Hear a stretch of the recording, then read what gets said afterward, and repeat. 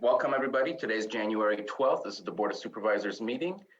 Let's go ahead and does anybody have a moment of silence for today?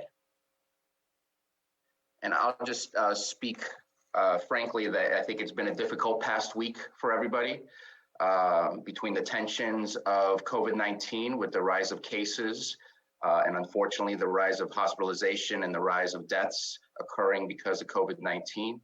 And the unfortunate rise of conflict politically in our country. I think it's good for us to reflect on how we talk to one another, how we treat one another, and what democracy really means for all of us. And so I'd like to take a minute to just reflect on that.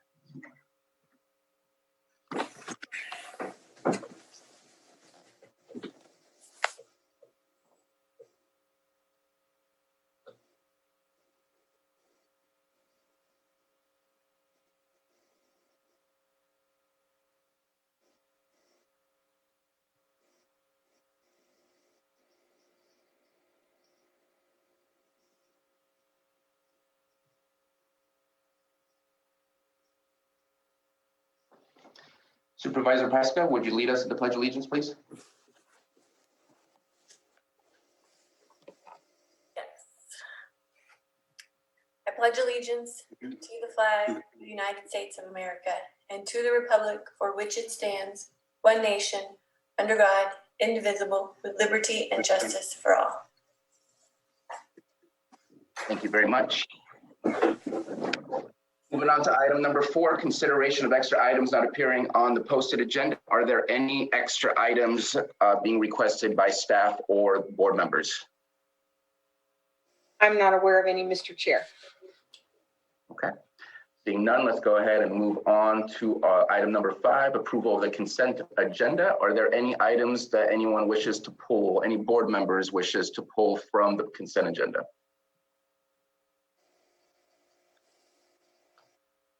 Seeing none, let's go ahead and open it up to the public. Is there any items that the public wishes to pull for discussion from the consent agenda? Jake, if we can go ahead and open up the Zoom room. Yep, all right. I sent an unmute request out to the Zoom room floor. If you would like to make a comment, please unmute and state your first and last name.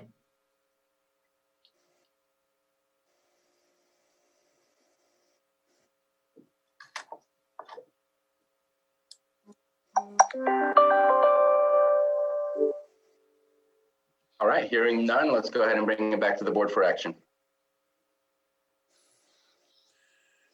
Mr. Chair, I move to approve the consent agenda items 5.1 through 5.12.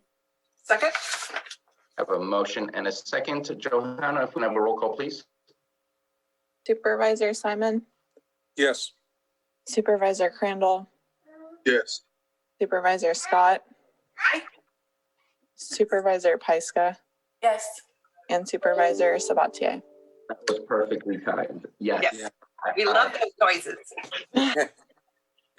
All right, let's go ahead and move on.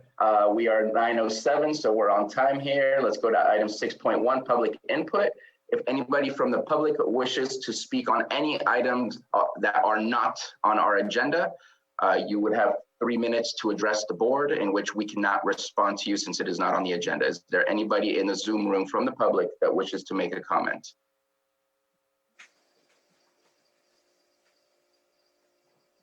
I have sent a unmute request out to the Zoom room floor. If you would like to make a comment, please unmute and state your first and last name. Thank you, Jake.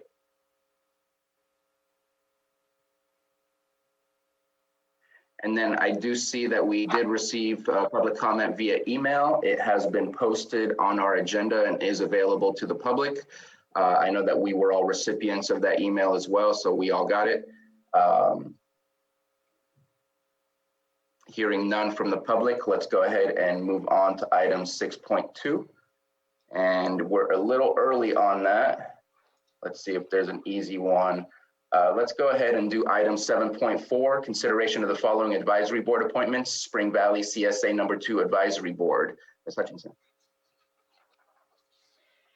Yes, Mr. Chair, if I could, I would like to apologize to your board for staff's confusion last week. It was not clear as to whether we were recommending you appoint members to the CSA or to the Spring Valley CSA 2 Advisory Board. It is indeed an advisory board, and it is appropriate to make these appointments of Edward Smith, Joe Welts, and Helen Mitchum, or I should say at least to consider them. The prior appointments did expire January 1st. Thank you very much for that report. Any discussion, comments, or questions from the board? Okay, seeing none. Jake, can we open the room again and ask if there's any public comment for item 7.4 regarding Spring Valley CSA Advisory Board? All right, I've sent an unmute request out to the Zoom room floor. If you'd like to make a comment, please unmute and state your first and last name.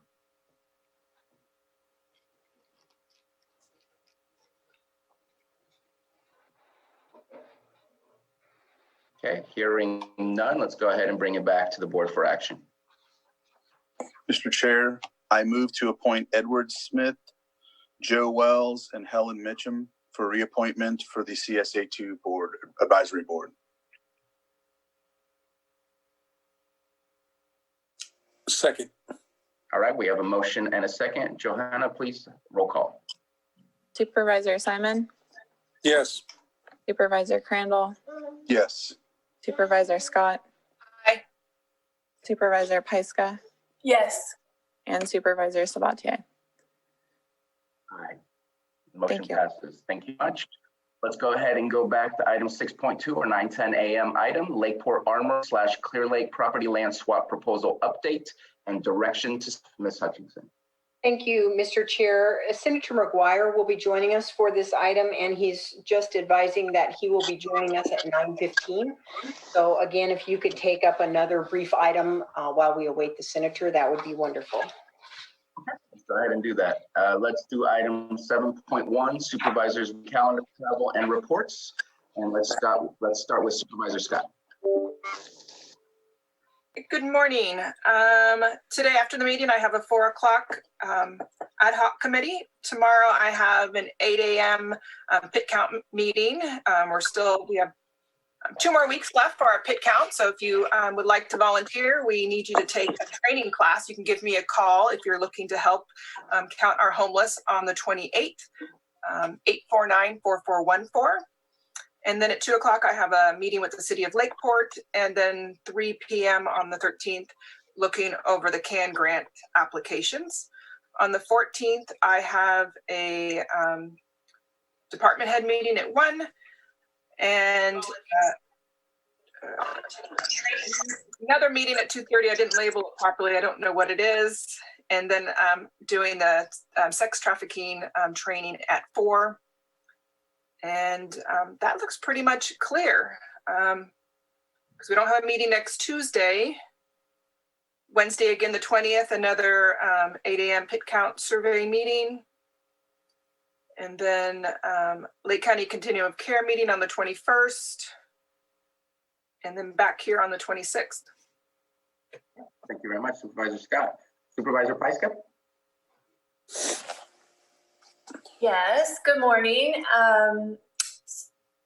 I am starting all of my department head orientations, so I'm booked pretty solid with those. Tomorrow morning, there is a pit count meeting that I may be able to attend finally. I'm not sure if there's still a zone of benefit meeting at 10 a.m. And then I have orientations with Susan Cronus and then Richard Ford, and then a cavern check-in in the afternoon. In the evening. The EOC call Thursday morning, then the orientation with IT, and an orientation with Director Ewing. Friday, I have an orientation with Gerhardt, then Crystal Marketan, then Jonathan Armis. Monday, I have my weekly meeting with Carol, a Hope Rising orientation. The Risk Reduction Authority, I think that's still on my calendar, but that's not the right meeting. I think that's the risk been- reduction, yeah. It's been moved to the 25th. Yeah, I think it's just still hanging out on my calendar.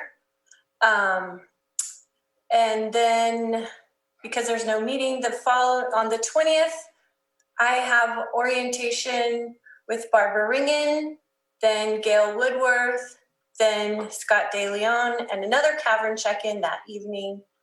Thursday, I have orientation with Brian Martin. There's going to be a CAC meeting, Collaborative Council meeting that evening that I will attend. Then Friday, the 22nd, orientation with Christopher Veach and another orientation with Scott Harder. And then on the 25th,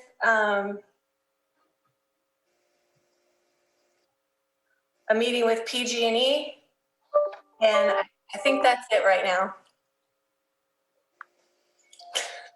Good way to start.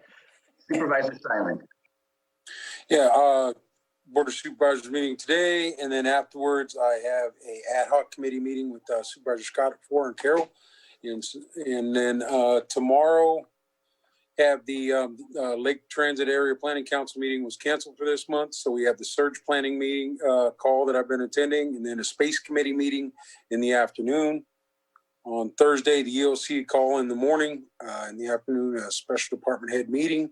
And then in the evening, I have the Middletown Area Town Hall.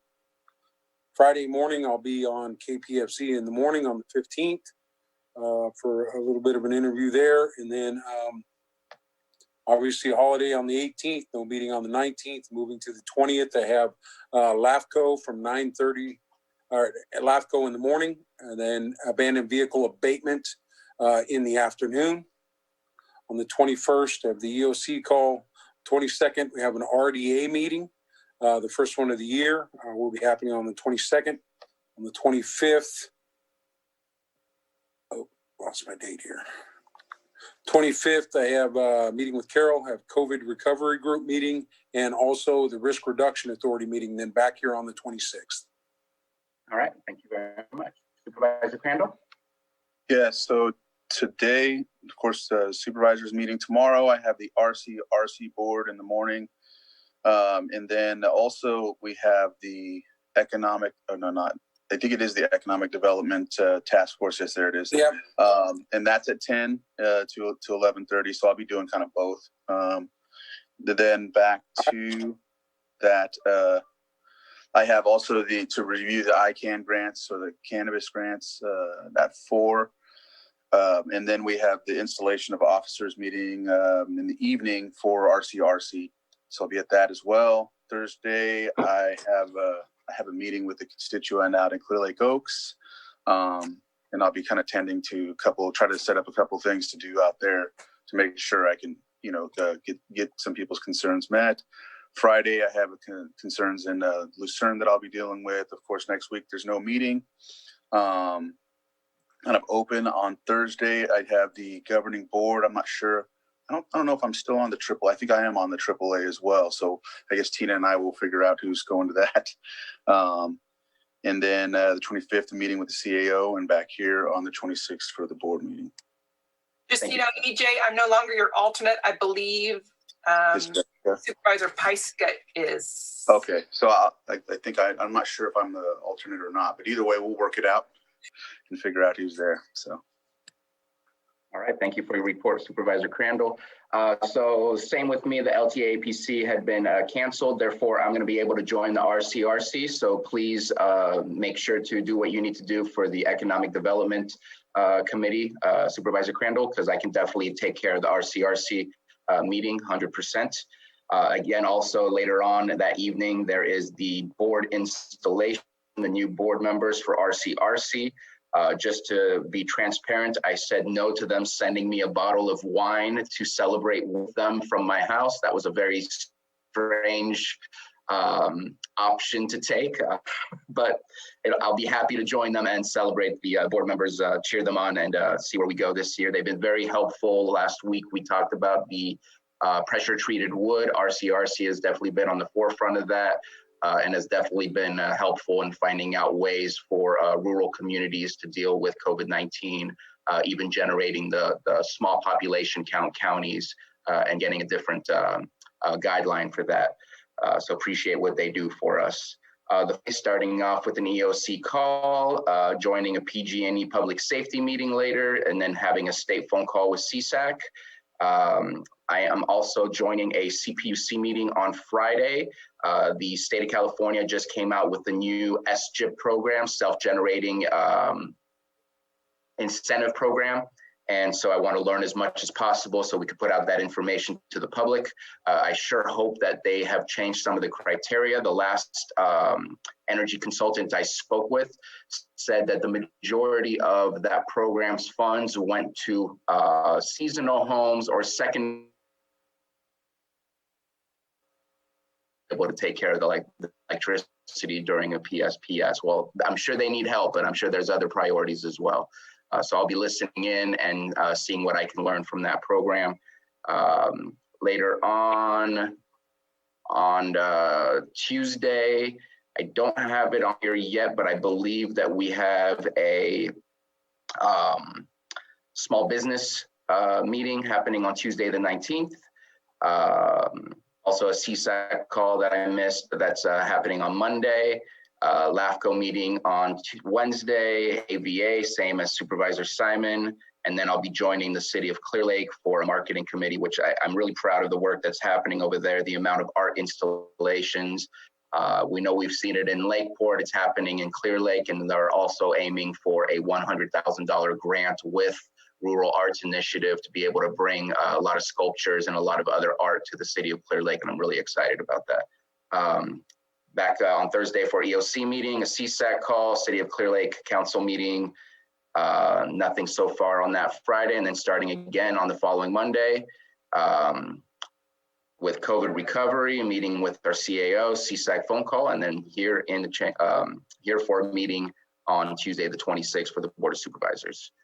And that will be my report for my calendars. And it looks like we have Senator McGuire. Yeah, Mr. Chair, yes, I did miss the Economic Development Task Force meeting tomorrow, so I will be at that meeting. I just skipped over it on the calendar. Just wanted to confirm that. Thank you. Perfect. And let's go ahead and move on back to item. My computer just went down. I believe it was 6.3. Was it 6.2 or 6.3? Mr. Chair. Okay, and that's for the land between the Armory and the property that the county owns on 18th Avenue in the city of Clear Lake. And we do have Senator McGuire, our representative from the state of California, here with us to discuss this item. I'll go ahead and start with Ms. Hutchinson to start it off.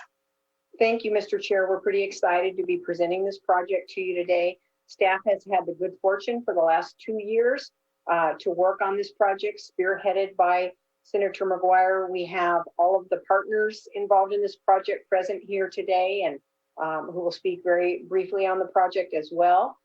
So in addition to Senator McGuire, we have Jason Kinney from the Department of General Services. We have Josh Palmer from Housing and Community Development. We have Brian Martin, and we have Alan Flora, the city manager of Clear Lake. So Senator, I'll let you take it away. Thank you. Well, good morning, Madam County Administrator. Good morning, Mr. Chair, and to the entire Board of Supervisors. Happy New Year. Thank you so much for allowing me to be able to be with you. It's 2 meetings in a row, which I'm thrilled about, and just so appreciative of the effort that went into getting us to where we're at today. I want to send a thank you. A thank you to your board, Mr. Chair, and to your amazing county administrator for the incredible partnership over the past 24 months to be able to get close to the finish line on this project. I want to say thank you to Sheriff Martin, who has been 100% in his teamwork to be able to get us here today. And of course, to Jason Kinney, the Deputy Director for the Department of General Services, just being candid, it has been through his innovative thinking to be able to get us close to the finish line as well. Mr. Kinney, thank you so much. And of course, Mr. Flora from the city of Clear Lake, thank you so much, Mr. City Manager, for your incredible partnership. And Rebecca Waksberg, who is in our office. Thank you so much, Rebecca. We are grateful to be with you in this new year. And let's be perfectly honest, Mr. Chair, we all need a little bit of hope in our lives right about now. We have seen significant challenges with the pandemic, with civil unrest, and of course the insurrection that we saw in Washington, D.C. last week. And we believe that this potential project will do just that, provide hope, economic development, and a desperately needed solution for the Lake County Sheriff's Office and a new headquarters. We're going to be presenting today this initial briefing that will usher in a desperately needed move of the Lake County Sheriff's Office and the building of approximately 100 new homes, 100 new affordable housing units in the city of Clear Lake, adjacent to the city's largest shopping center and, of course, the hospital. A coordinating group, as you heard County Administrator Hutchinson say, a coordinating group has been meeting for nearly 2 years on this project. It has two different key components. I'd like to address each. First and foremost, starting with the Lakeport Armory and the Lake County Sheriff's Office. And then, Mr. Chair, if it works for you, I'd like to briefly discuss the second component of this project, which will be the 100-unit build-out of homes in Clear Lake. So what we've known is this. For many years, the County of Lake and the Lake County Sheriff's Office has had an interest of moving its headquarters into the state-owned armory. What we needed to be able to do to make this work, because the price tag of the armory was so expensive, I've come up with an innovative approach to be able to secure the location of the armory for the Sheriff's Office. And this is what this proposal will do. First and foremost, it's going to transfer ownership of the state's armory located on the same campus at the Lake County Jail and the Emergency Operations Center in Lakeport to the County of Lake and the Lake County Sheriff's Office. This transfer of ownership will accomplish two key objectives. Number one, it's going to move the Sheriff's Office to the campus, which will be strategically significant for sheriff operations. Having the office on the same campus of the jail and the County Emergency Operations Center will have truly important operational efficiencies. And the move will provide the Sheriff's Office a new headquarters that, well, candidly doesn't leak, doesn't have challenges with the foundation, and has some key elements, including a commercial kitchen, locker rooms, a vault, and significant storage. Again, this has been a vision of Sheriff Martin and your board moving the Sheriff's Office to the Armory for many years now. And I can't say thank you enough to Sheriff Martin for his key partnership on this project, along with the California Military Department and the Department of General Services, to be able to make this transfer work. And again, we would not be here without the good work of the sheriff. Now, to be able to close a final deal on the Armory, rather than the county having to spend money to acquire the land and the building, we had to be able to develop an innovative approach, which is why we're coming to you today with the idea of a land swap. And the closing on the Armory at no cost to the county to be able to purchase is dependent on the land swap for the housing development. So the keys of the Armory could be turned over to Sheriff Martin and the county later this spring. We'll have more from the sheriff on this proposal in just a few minutes, but I'd like to transition to the 15-acre property in the city of Clear Lake, owned by the County of Lake. In exchange for transferring ownership of the Armory to the county, the state has struck a deal with your board, with the county administrator, to develop the 15 acres in Clear Lake for affordable housing. Since 2015, we know that Lake County has seen 60% of its land mass burned by wildfire. It's lost 5.5% of its housing stock, as you all well know. And there's a massive need for housing across the county, but especially on the corridor of Clear Lake, Lower Lake, and Middletown. This 15-acre parcel is located adjacent to the city's largest shopping center, where Walmart is located, and it's tucked in between the hospital It is a fantastic location for affordable housing. It's close to services. It's connected to public transit. It's right adjacent to the hospital. It's near Woodland Community College's Clear Lake campus. And you couldn't ask for a more central build out. We also know that there is a massive need for more housing due to the fires, and this development will be a huge shot in the arm for housing stock for the county. And let's be honest, it's going to be a shot in the arm for our spirits. And this development will have a significant economic development component, both during the build out for supplies and workers, and for the surrounding merchants long term when it comes to sales tax generation. So let's talk about the next steps to be able to make this swap work. Swapping the armory for the 15 acres. The state will take control of the 15 acres and a 99-year lease to be able to build out the nearly 100 units of housing. So here's what we've done, and here's where we're at. Number one, the state has already sent out a request for interest of potential developers for the 15-acre site. We have had 3 significant affordable housing developers express interest in the site. So once we had the interest, now we've gone to the formal request for proposal. That process is happening even as we speak.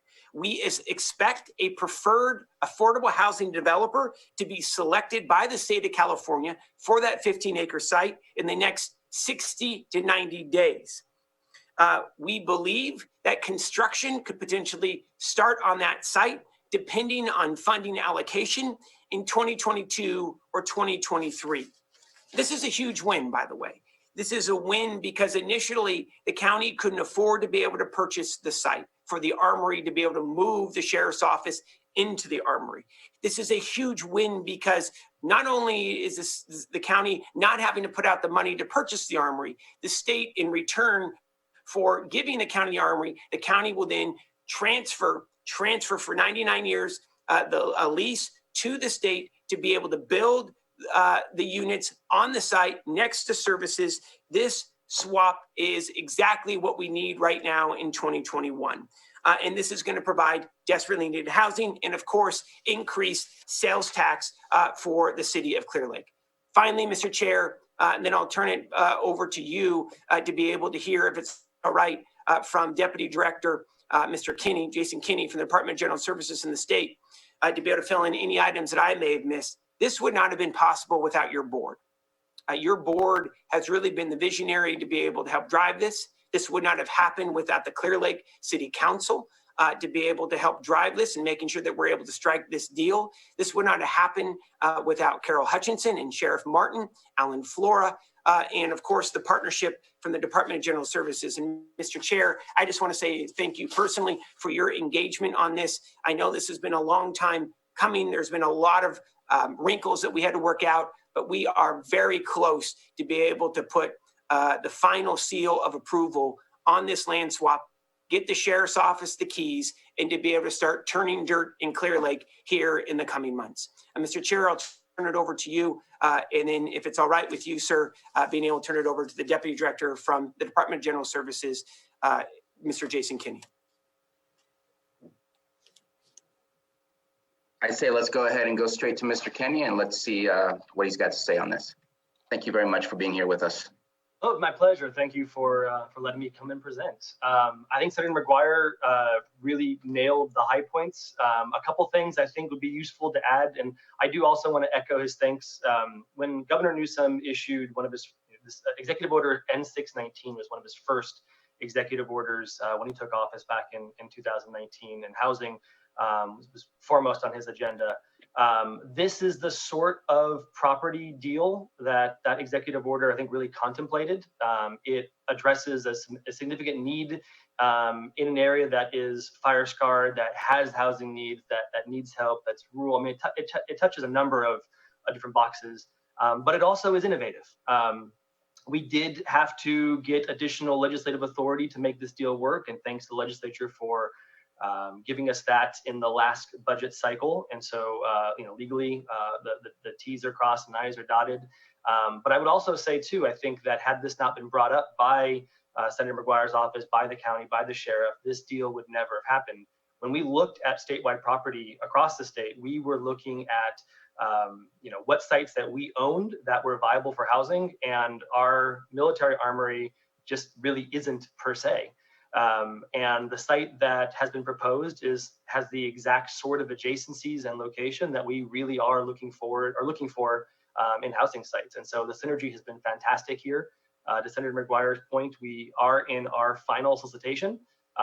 We will have proposals in next month. Technically, they're due on February 26th. We've got 3 very qualified developers who are aiming for the site. And we have extended an invitation to both the city and the county to participate in that evaluation process. And so looking forward to sort of working with your staff and with city staff on really kind of digging in and making sure that the development that is selected is the one that meets the state's goals, but is of the right time and place and context and benefits the community to the maximum extent possible. So we're excited, really interesting to see what the proposals come back with in February, and hoping for a really good response. I appreciate your help on this, Mr. Kenny. It's definitely an exciting project, probably one of the biggest developments in the city of Clear Lake in a long time. And I know that the sheriff has been excited. It's been a while since my initial meeting with all of you at Pogo's Pizza, when we actually could meet together. And it's exciting to see this coming to the board today. Ms. Hutchinson, would you like to start us off before we go to Sheriff Martin and then City Manager Alan Flora? Mr. Chair, I think we're just ready to go straight to the sheriff and then to the city manager. All right, Sheriff Martin. Good morning. Yes, so many moving parts on this. There's no way we could possibly thank everybody, but some major players and people that really were proponents of this include yourself, the Board of Supervisors, of course, Senator McGuire, Madam CAO, Susan Parker's continuing to work with me on ways to get some funding so we can get this thing up to a working facility for us. I just can't possibly thank everybody enough. This is a facility that we're really looking forward to moving into. The facility that we're in right now is quite dated. I think many, many years ago, the CAO had her office there, and it was probably pretty old and outdated then. So we've done what we can to kind of hobble it along. The building or the CAO? No, the building. No, way back when you're in kindergarten. Yeah. So we've hobbled it along. We've done some improvements around the exterior and the interior, but it's really not a suitable place for a law enforcement facility, while the armory clearly is. I first became aware of this when I got word that the National Guard unit was going to consolidate and vacate the location. So we want to jump on it quick. It's quite a good opportunity for us. When we first started dealing with these disasters and activated the EOC out there, one of the many challenges that we had was not having co-location of resources, staff, and personnel with the EOC. So we would lose quite a bit of time in trying to find the right people or the right resources, and having the Sheriff's Administrative Office right there where the EOC is going to help in some of those situations. Part of our plans include having some wildfire resiliency. We're going to have some training areas out there where, in addition to the regular law enforcement training, we're going to have some wildland fire response training courses that we're going to hopefully put on there for law enforcement officers within the county. And looking forward to a place where the sheriff's office can be called a home for many years. Again, just want to close out by saying thank you. I know we're not done yet, but this is a major step in getting there, and hopefully we'll in the not too distant future we'll be able to call that the new sheriff's office home for Lake County. Definitely exciting. Thank you very much. Mr. Flora, City Manager for City of Clear Lake, would you like to speak on this? Sure. Thank you, Chair Sabatier and board members. So, yeah, I don't have much to add. I just wanted to, thank everyone. I think this has been a great example of a real collaborative project between all the parties. We don't always agree on all the issues, but this is one thing that we're all really working hard together on. There's been great engagement with all the county staff and DGS. Mr. Palmer, Mr. Kinney have both been amazing. So we're looking forward to a great project. But Senator McGuire thanked pretty much everyone already. But if it wasn't for your leadership and commitment to making sure this happened, you've refused to let anything slip on this. Really kept us all on a timeline, and have used your influence to make sure that this happens and that the various state agencies paid attention to this project. And so just really want to thank you on behalf of the city for everything you've done here. And really excited to just continue the momentum that we have. Thank you very much, Mr. Flora. Yeah, I do appreciate that we didn't take no for an answer on the first idea of how we could utilize the armory, and we got into some innovative conversations to get to where we are today with the land swap idea. I know that it's very appreciated from my perspective, with a very biased opinion, since District 2 absolutely could use some new housing stock. Our housing stock definitely needs to be upgraded, and we need more. So I think every district could probably speak the same way, but it's exciting to have that happening. Especially there's one other option or one other development that's happening somewhat simultaneously, and that's the big bus depot that will be happening right across from the courthouse and the college and KEC out there. And all of that coming together is just a perfect situation and a perfect concept. Any board members have any comments or questions on this side? Ms. Hutchinson, let's start with you. Yes, if you would let me just kind of wrap up the presentation part of the discussion, and then we welcome your questions and comments, and those of the public as well. To say that this project team is enthusiastic, I think would be an understatement. Again, we've been so fortunate to have Senator McGuire taking the lead on this. He's an extraordinary force to work with, as we all know. And what we are seeking at the end of this discussion is direction from your board to authorize county staff to take all the steps to seal the deal. And of course, we would need the guiding hand of our county council in those processes. And so we'll just thank her in advance for the support we hope to get from her through all of that. So thanks for letting us present, and we're excited. Yeah, very exciting. Any comments from board members, questions? Yeah, Mr. Chair, I just want to comment on everybody's great work on this project. Not only what has been explained today, the benefits for the county, the sheriff's department, the city of Clear Lake, for all the housing opportunities that are going to be coming our way with this transfer, and the new, obviously, business opportunities for the sheriff are great things. But it's ultimately also going to benefit the entire county. It'll give us an opportunity to look at different office spaces and opportunities for different departments. I think it'll open up some other spaces, and I think that's a huge benefit. For years, we've talked about here in the Lake County our limitations, and now this would just give us one more opportunity without having to build anything, at least on our side, on the county side, and the simple land swap, for us to have other opportunities here to serve our constituents better. So I think that's just a phenomenal work by everyone. When I first came on the board of supervisors, I know this was already being worked on, but I just want to thank everyone for their tenacity and their hard work to get it to this point. The other thing that Supervisor Sabatier, myself and him said on the Lake LTA and the APC, the transit hub that is going to be built there in the future just gives us a great opportunity. Now I just think it's a perfect fit for the quality of life that we're looking for. You know, you can walk directly from your home, get your transportation done, and all those other things, including the college, the hospital, and everything in the area. So it's a great program. Hopefully there'll be a lot more of those coming over the next decade, but it's a great step forward. So I just want to thank everybody for their hard work, and proud to be able to vote on this when it gets to the floor and we continue this process. So thank you. Thank you. Any other comments or questions? Supervisor Pyska? So this is so exciting, and I'm so grateful to be a part of it. I do have one question about the development for the housing. What kind of mix of units are we looking at right now, or has that been considered yet?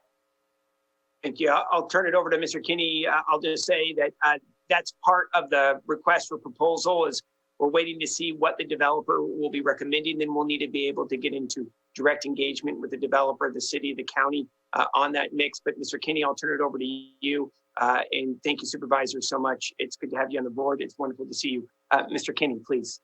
Sure, yeah. We are definitely open to what's proposed. Ultimately, the leasing authority that the state operated under does set certain minimum thresholds. And so at least by statute, half of the units must be affordable 12.5% at very low, 12.5% at low, and 25% at moderate. And so as long as they meet those minimums, they can flex any way they want to. It will depend on the populations that they choose to serve and the funding cycles they seek. But generally speaking, for our developments, we are seeing developers come in with close to, if not entirely affordable developments, and usually a pretty healthy mixture of both the affordability range as well as 1 bedroom to 3 bedroom units. Thank you very much, Mr. Kenny. Any other comments or questions? Supervisor Scott. I don't have any questions, but to say that Senator McGuire works hard for us is a complete understatement. He is an absolute firecracker, and we are very fortunate to have him working for us. So I'm excited to have this project move forward. It's going to definitely benefit everybody here in Lake County. Thank you. Thank you, Madam Supervisor. Very good. Honored to work with you. Supervisor Crandall? Oh, you can't unmute. There you go. There, can you hear me now? So I just want to say, again, I want to thank Senator McGuire.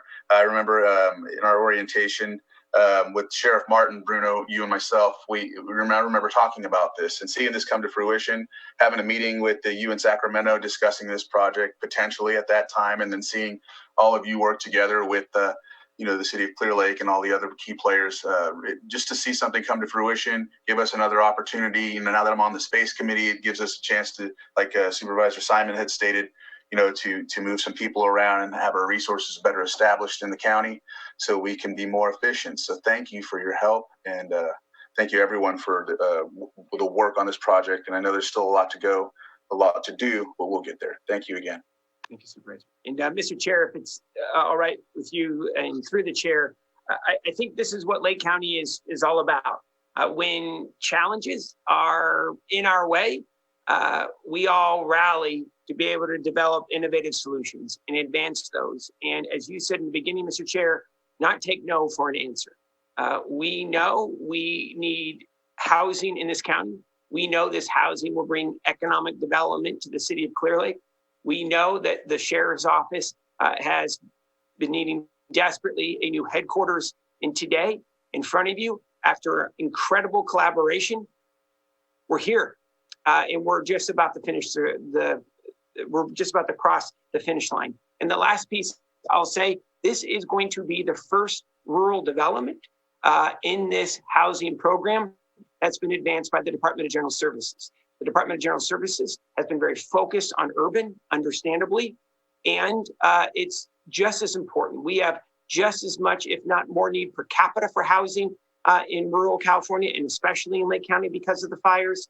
And I just want to say again, Mr. Chair, thank you, your board, the sheriff, the county administrator, the city of Clear Lake for the advocacy, and for Mr. Kinney, who is here. He's incredibly modest, but he has worked through some challenges, to say the least, to be able to get us to where we're at today with the department. And I just want to say how grateful I am to him, truly, as well as Rebecca Waksberg and Taylor Morrison from our office, who have been dealing with a lot of the details, and to your county administrator, Ms. Hutchinson, and her pooch, who is there with her today. I just want to say thank you so much. And we look forward, look at that. Very excited, as you can tell, the dog is thrilled about this move. But thank you, and we can't wait to be able to have that groundbreaking ceremony for both the sheriff's office, getting them moved in, as well as getting these homes built, and it will be 100% partnership along the way. Thank you, Mr. Chair. I appreciate that. And also it helps everyone understand what happens in the background to get to the final destinations that we all aim to get to. And just to add to that, in 2014, I think it was, the Board of Supervisors were expressing their want to get veteran housing built on that piece of property, I believe using Proposition 61 or Proposition 64 funds, and it never went through. And again, no one gave up. We just found another way to make something happen, and here we are. It's going to happen, and I'm going to plant a seed in everybody's heads here, not just those who are part of the process, but also the public. This is a opportunity zone, and the addition of housing, the addition of a bus depot, the additions of what else the city of Clear Lake is working on for development.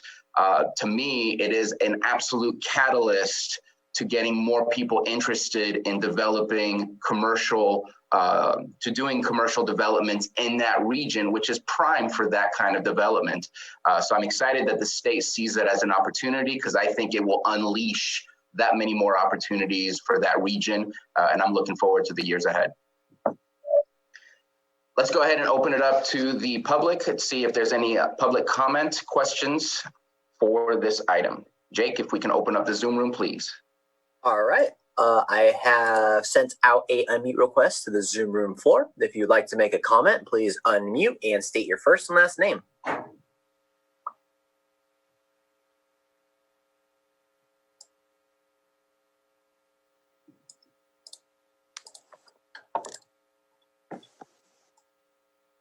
I guess everyone is speechless and excited about the project.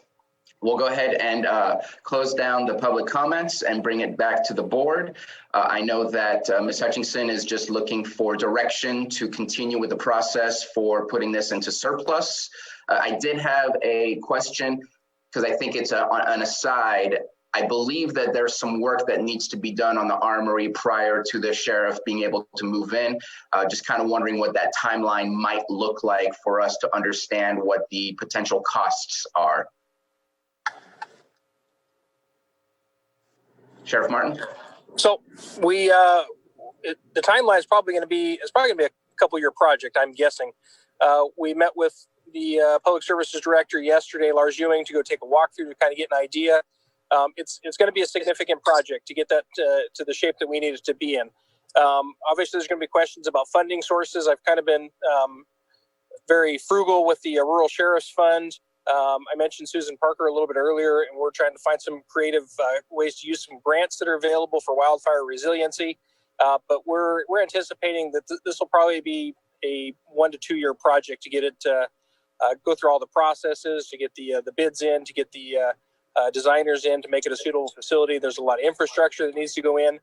Fortunately, the connectivity for any information systems is not going to be very difficult.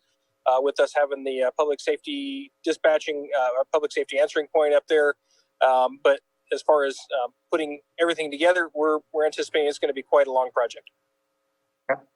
Look forward to seeing that coming to us. Any other questions or comments from the board? And I'm guessing from the previous comments that everyone is approving the direction of going ahead and setting up the property for surplus and to continue forward with the land swap. Absolutely. All right. Thank you, Mr. Chair. Thank you, Senator. Thank you. Thank you, Senator McGuire. Thank you. everybody. So grateful. Very exciting. Very. Have a wonderful day, everybody. Thank you so much. Thank you very much. Okay. I do appreciate the words of Senator McGuire. That does put hope when we see such large change and such actions being taken here. Looking forward to those things coming to reality. Moving on to item 6.3, our 945 item. Hope Rising Partners update regarding projects in progress for making Lake County a healthy place for every person to live, learn, engage, and thrive. And Supervisor Scott, you sponsored this, and I know that Allison Pinella is also here with us as well. Yes, and we actually have quite a few other partners that will be speaking today, as this is a collaborative that we have here in Lake County. And we're bringing Hope Rising here with us this morning because we want to demonstrate all the projects that we're working on and our progress, and just to, keep the board aware of what's going on here in Lake County and all the great, amazing work that's going on. So I would like to start with Allison Pinella, and I know she's going to be sharing her screen, and then she'll direct of who will be speaking next. Thank you. Hello, and thank you for having us here today.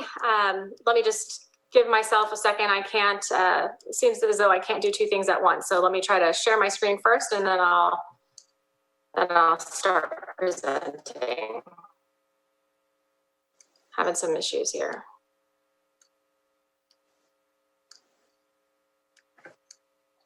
Are you able to see my screen? Yes. Awesome. Again, thank you for having us here today. Co-presenting with me today are my highly regarded colleagues, Todd Metcalf, Director of Lake County Behavioral Health Services and Hope Rising Board Member, along with Pastor Shannon Kimball-Oth, Adventist Health Clear Lake Manager of Community Integration, as well as the Manager of Hope Center. Hope Rising began convening a little bit over 6 years ago. We are a coalition where county health leaders, nonprofit organizations, and other relevant organizations of Lake County lead a joint effort leveraging our resources and influence to improve the overall health and wellness of Lake County. Individually, we have partnered for many years on a wide variety of health improvement initiatives.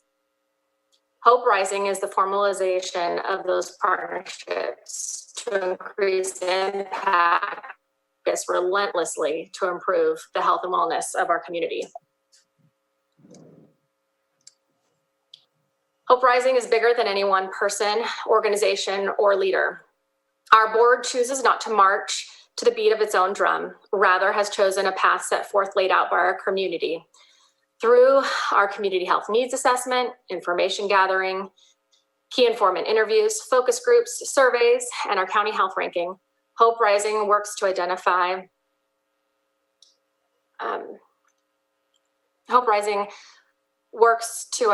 Lake County's greatest health disparities and addresses innovative solutions to tackle real issues for real people in our community. Hope Rising, Lake County has launched Hope Safe RX Lake County in 2015, an opioid reduction coalition where we've worked together cross-agency to reduce substance misuse in Lake County, distribute Narcan community-wide, offer Narcan training to any community member who wishes to seek the training. We've launched our perinatal wellness task force. We host 4 AmeriCorps Vistas in Lake County. We offer people power change and community advocacy training. We host annual innovation summits. We facilitated our county's community health needs assessment. We've opened Hope Center, a transitional housing facility, transitional housing hub. We offer data gathering. Through our website, we offer data gathering hub where it offers data sources from over 311 sites, streamlined and easy to capture and download to you through our website. We have 4 AmeriCorps Vistas in Lake County who come to our community from all over the nation, where they have come to Lake County to focus on substance misuse, and they work with various agencies to support them. Currently, some to help the county health department with COVID response. Some currently are working to help to support our county health department with data management as well. They're amazing, and they come here for truly altruistic purposes to really leave Lake County in a better place. And so we couldn't be more grateful for the team that we have with us. Advance to the next slide here.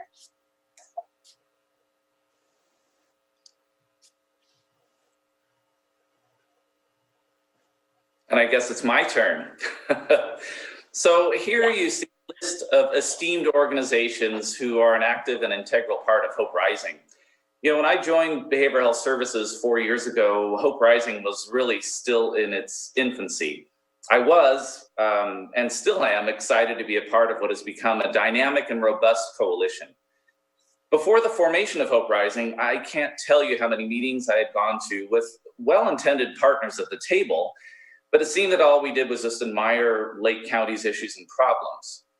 Hope Rising is changing that mindset and has decision makers at the table to advocate and propel innovative and creative ways to address, improve, and develop programs to better serve our community. Next slide, please. Sorry, I don't know how to drive this thing. Mm-hmm. So as I mentioned in the previous slide, partnership is truly at the core of Hope Rising. It it really allows us to operate out of our silos and work together to maximize funding to offer critical programs and services without duplication. And although the organizations that form Hope Rising and that are made up of Hope Rising have worked together in the past, the collaborative and cooperative spirit created and fostered by Hope Rising's mission and vision has been invaluable. It's awesome to be able to pick up the phone or send an email message to a Hope Rising partner and get immediate feedback and support with whatever opportunity is at hand. So with the work of Hope Rising, we are able to blend and braid resources to get the biggest bang for the buck, along with offering quality services to our community. Thank you. I think at the end of the day, you can say that all of the various projects of Hope Rising have to do with increasing community wellness. Social determinants of health are the non-medical factors in healthcare and wellness that some studies say account for up to 80% of health outcomes. These include things like transportation to be able to pick up medication, or food insecurity that exacerbates chronic illness like diabetes, so providing healthy nutrition, or, as this meeting has already talked about, a lack of adequate housing that allows for someone to have a shelter, a place where they can sleep through the night. I have children. I don't know about you, but it's been my experience that when they don't get a good night's sleep, they are not healthy the next day and more inclined to illness. At Hope Center, we are looking at all of these social determinants of health and connecting the participants that are there to these services. Go ahead to the next slide, if you would, Allison. But one of the things that we have learned is that it is not enough to connect people to services. We have to be able to connect them to services in a way that they are ready to participate in them. And we don't always come with that knowledge. An example is one of our very first clients. It took us 3 months to convince him that he needed to get his California ID, because you can't rent an apartment without ID. You can't pick up your prescriptions without an ID. And we thought he was just being obstreperous, like he didn't want to do it. We provided transportation to get him to the DMV. We provided him a document from the government so that it would be free. We offered to help him fill out the paperwork. And 3 months into the intervention with this particular gentleman, what we learned when he proudly showed his ID for the first time, he said, "Look, I'm a real person." What we learned was that for him, the idea of having ID that identified him as a real person while he was living in beast mode on the street was more than he could bear. To not have ID while he was on the street allowed him to be okay with that experience of being in beast mode. So once he was stabilized in transitional housing, then he became willing to work on those things that lead to sustainability and being a person that understood himself to be worthy of dignity and respect. So pulling all of these things together at Hope Center, these are kind of where we're at now. I think that's the next slide. Is that right? Can we go to the... Okay, so taking all of these lessons and bringing them together for what we've learned at Hope Center, let me just give you a brief snapshot of what we've accomplished so far. We have enrolled 21 people at Hope Center. Of those 21 people, 16 are men and 5 are women. The average age is 47 years old, with the oldest of our participants being 72 and the youngest being 19. 2 of them are veterans. The longest person in Lake County has lived in Lake County for 43 years. But the average time and length of stay in Lake County that they've called Lake County home is 18.32 years. Of those clients that consider Lake County to be home, which is the vast majority, 8 of them consider Clear Lake to be home. 2 are from Kelseyville, 2 from Lakeport, 1 each in Lower Lake, Spring Valley, Middletown. 2 are from Ukiah, and 1 was from out of state. The one who came to us from out of state has already left Hope Center and been enrolled in a residential rehab program. So he's no longer with us. And yet he's one of the people that we've been able to identify as successfully navigating to the next step of that social determinant of health and what they need to become sustainably housed. We've enrolled 4 people in local college programs. We have helped connect people to medical services, primary health care. We've gotten people doctor's appointments, behavioral health appointments. We have, in fact, been able to help people replace IDs. We've helped enroll them in CalFresh. But I think one of the ways that we begin to understand the impact of this work is not through statistics, as I'm sharing now, but a story. So I'd like to tell one story about one client.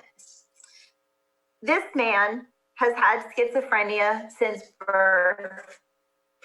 He, in his entire life, he's now in his 50s. He has had literally 1 month in his entire life without schizophrenic hallucinations. That 1 month was given to him in the form of a new medication that he had never had access to before. Because of his homeless status, he was not able to get that medication refilled. And so he went back after that 1 month of a lifetime of hallucinations was forced back into it.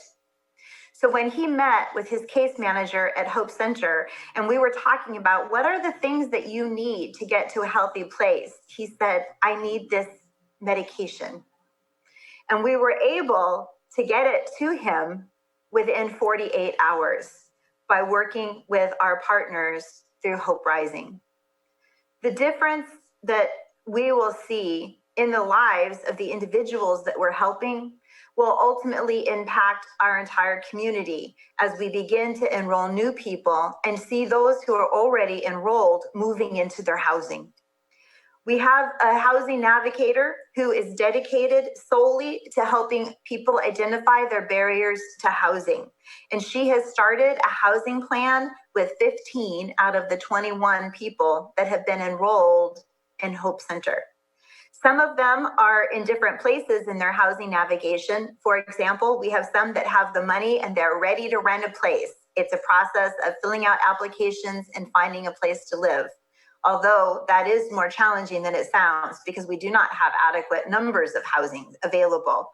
Some of them are in a place of identifying what sustainable housing will look like for them. They know they need a higher level of community and care than getting their own place to live. So it's identifying potential roommates and locations where they have access to those services. For some of them, it's that they know they will not be able to drive, so they have to be near public transportation. But for me, to say that 15 of the 21 have already started working on their housing plans is really a miracle in Clear Lake. Next slide.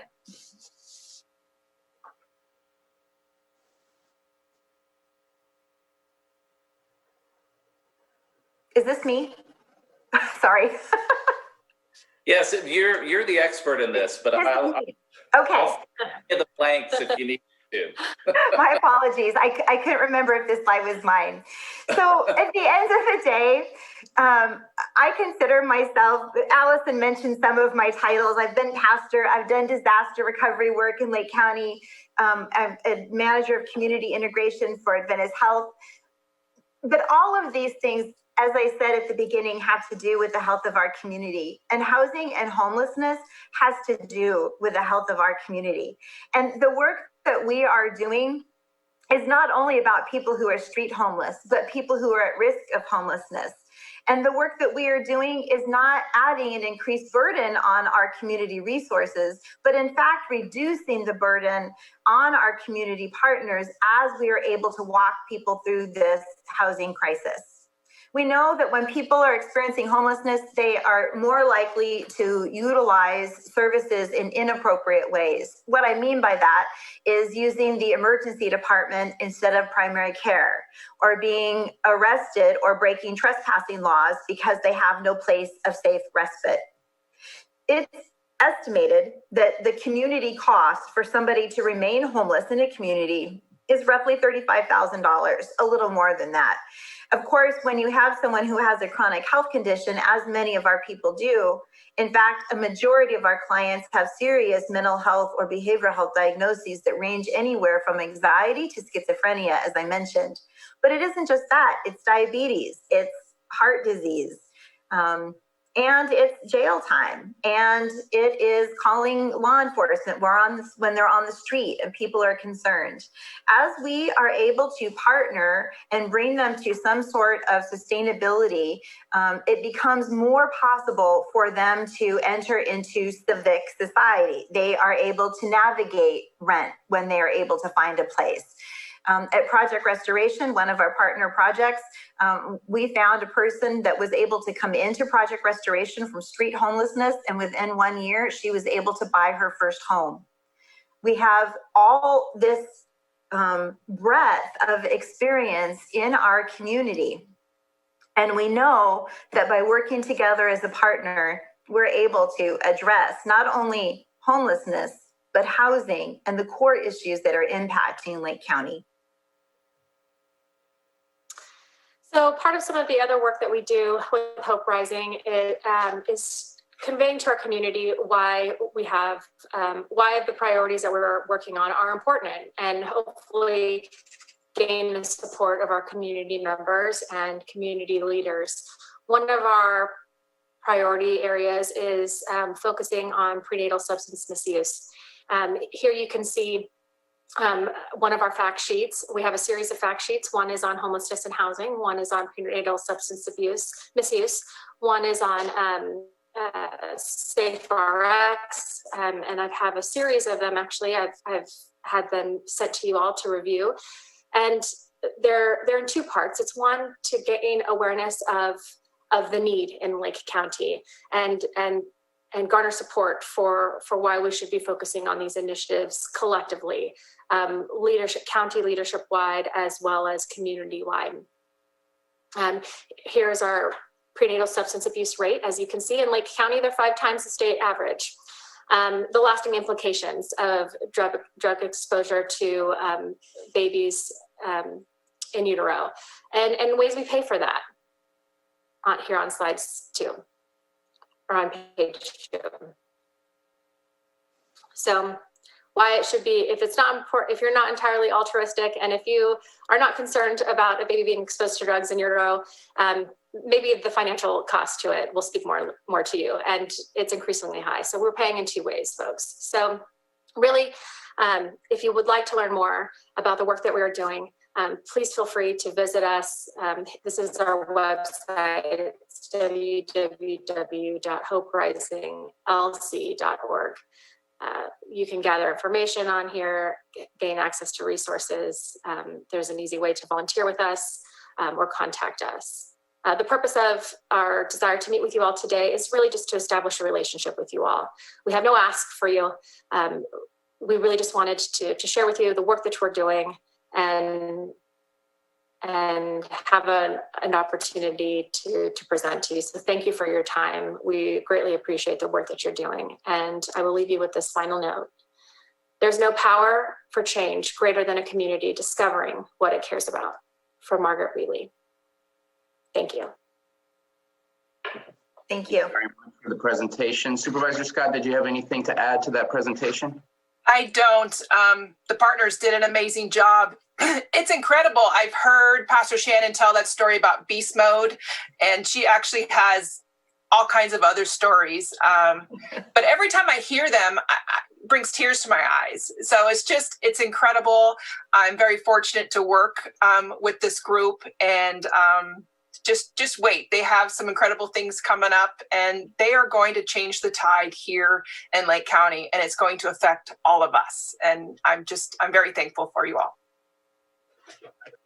Okay, thank you very much. Any other comments or questions from board members? Go for it, Supervisor Crandall. Yes, thank you for this presentation. This is very helpful. I know that in listening to the report, I was really glad to hear about all the services provided and whatnot.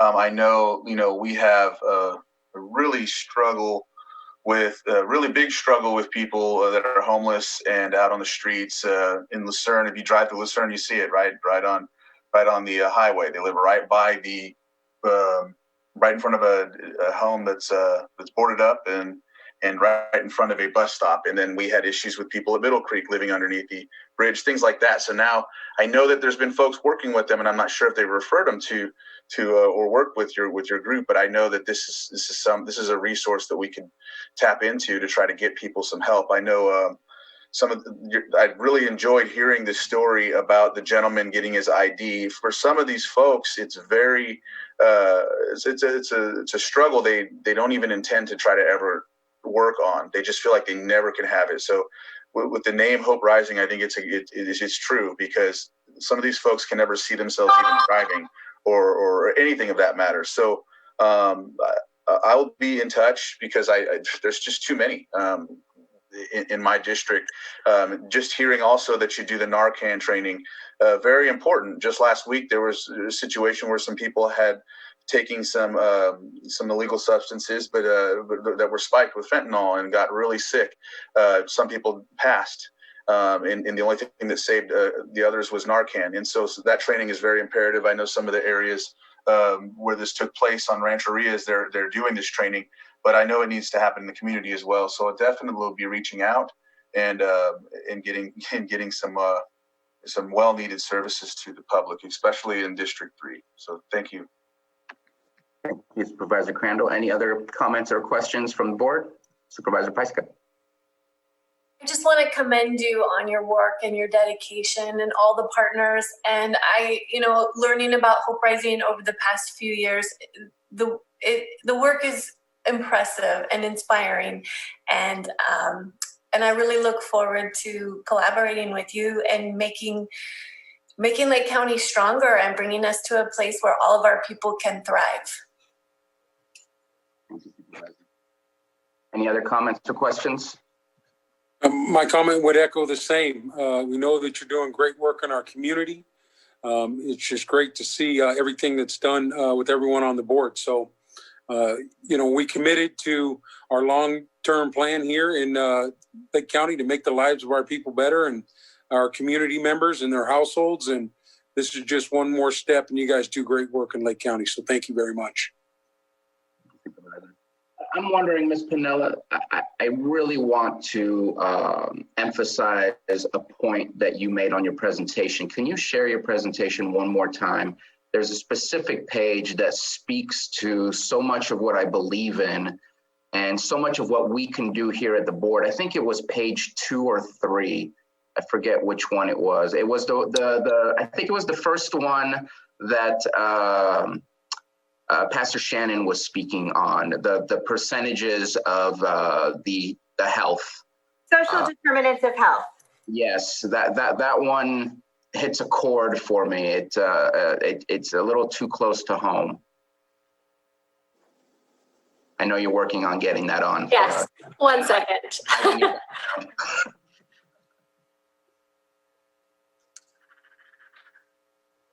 And basically, just to paraphrase, and I'll wait for it to pop up, it says that 50% of our determinants of health is based on our physical environment. And then the biggest part, the 40%, and the ones that I see the most is our income and our education. And the two have so much to do with one another. And education does not necessarily mean you have to have a bachelor's degree. It just means maybe you went to linesman school and now you're working for PG&E. Maybe you went to some sort of trade school to become a plumber or to become an electrician. But it just means further education than just high school. Every study shows that even just an AA degree, which could be your electrician's degree that you received, even if it's just a a certificate program that you went through, it shows how high and the elevation of salaries that you can get in comparison to what you can access if all you have is a high school education. And in this county, our numbers don't look good for that. We have a lot of truancy. We have a lot of dropouts. And when you look at the status of the overall state of California, and again, I'm going to speak on bachelor's, but I'm not saying bachelor's is the only way to solve this problem. But that's the data that I have. 31% of the population of adults in the state of California have a bachelor's degree. In Lake County, it's about 15%, and in the city of Clear Lake, it's 8%. And to me, that speaks so highly about our status of what we can access in order to fund our needs for our lives, to be able to do the basic needs that we need to live a quality of life. And if we focus on those things, and I'm looking at us as a board, we have the potential to have impact on how our decisions work towards increasing the level of income in our community and the accessibility of education. I know there's been work done in the past. We've tried with Marymount, we're trying with Paradigm College, but we haven't seen that change, that huge boost to be able to really see that. And I think if we focus on those things and that physical environment, fixing our parks, fixing our streets, fixing our communities, we could change so much where now people are taking that change on their own, because we can't change necessarily their behaviors versus changing the environment and the status that they're in. And I really believe in that. I believed it when I worked for the college to try to recruit people to come and get certificated for some of these job opportunities or to follow their dreams with an AA or a bachelor's. But I really believe that that is the catalyst to change for our communities, is if we look at that 50%. The rest is a little bit more on the human themselves to be able to take on the change of behavior. But I think the change of behavior can come when you create a more comfortable environment for us to live in. So I just wanted to put that back up, because I really think that is such an important part of what we need to focus on for change in the county as a whole. And I know we're doing everything we can. It's always good to discuss it and see it. And I appreciate the work that Hope Rising is doing. In fact, the last year, the change that has happened to help those experiencing homelessness is beyond what's been done in the last 20 years of Lake County, if not even more.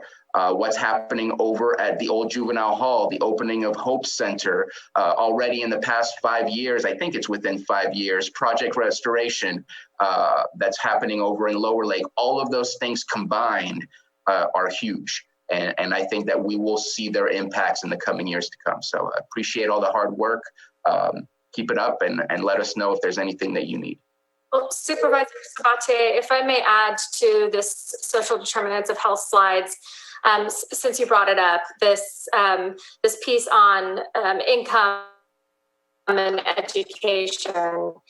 It hasn't launched yet, but we are launching a Smart Start Bright Future initiative in the Clear Lake, Lower Lake, Clear Lake Oaks area that really addresses a third of Lake County's youth reside in the Clear Lake area.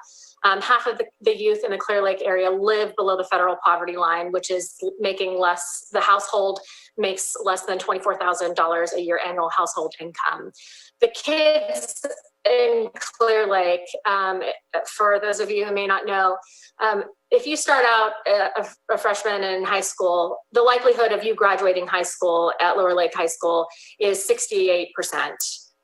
32% of the kids at Lower Lake High School are not going to graduate high school successfully.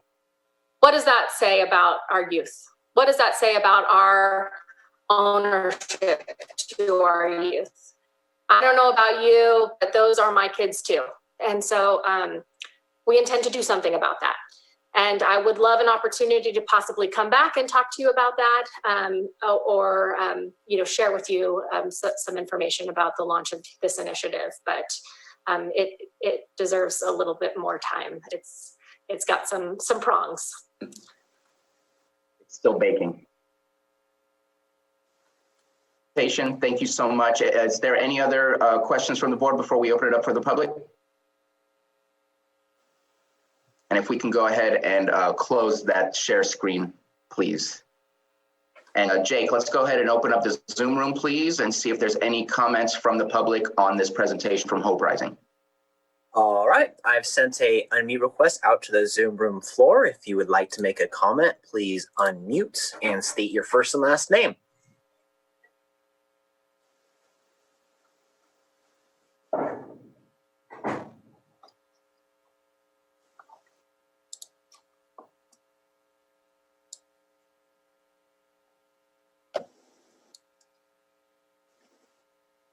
Hearing none, let's go ahead and bring it back to the board. This is just a report, no action needed.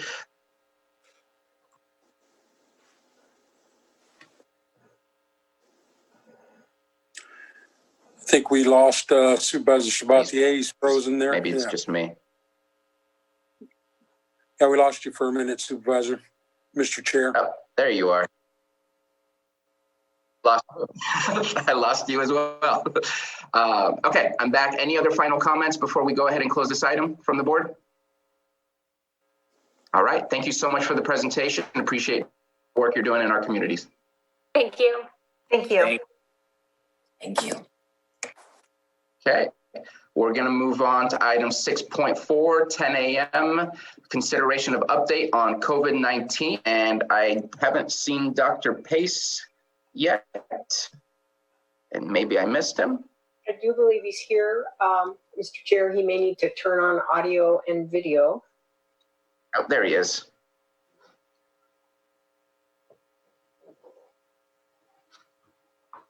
I've sent him a couple of little alerts here, so see if he's around. Mr. Chair, if he's not, oh, okay. It looks like Sarah is here. If Dr. Pace doesn't go live here in just a second, you might take up 7.3. I believe Aisha Miller is here to present that. While we let's go ahead and move on to that and give him some time to get over here. Item 7.3 consideration. I did see Aisha. You know what, Dr. Pace? Good morning. Good morning. And Aisha, and I'm sorry, we just said we were going to move to 7.3. I want to make sure to get Dr. Pace his time so we can get back to what he needs to get done. Let's go ahead and move on with our update. 6.4 item, 10 a.m. update on COVID-19. And Aisha, we'll get to you next. Thank you. Hi, thank you. Sorry about that.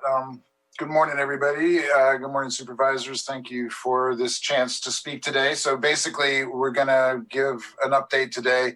The main things I want to talk about is just sort of the surge that's happening, the huge rise in cases and the hospital situation, the change in testing site, and then spend quite a bit of time on vaccines. But first, maybe Sarah can share the data of where we are at locally and kind of statewide.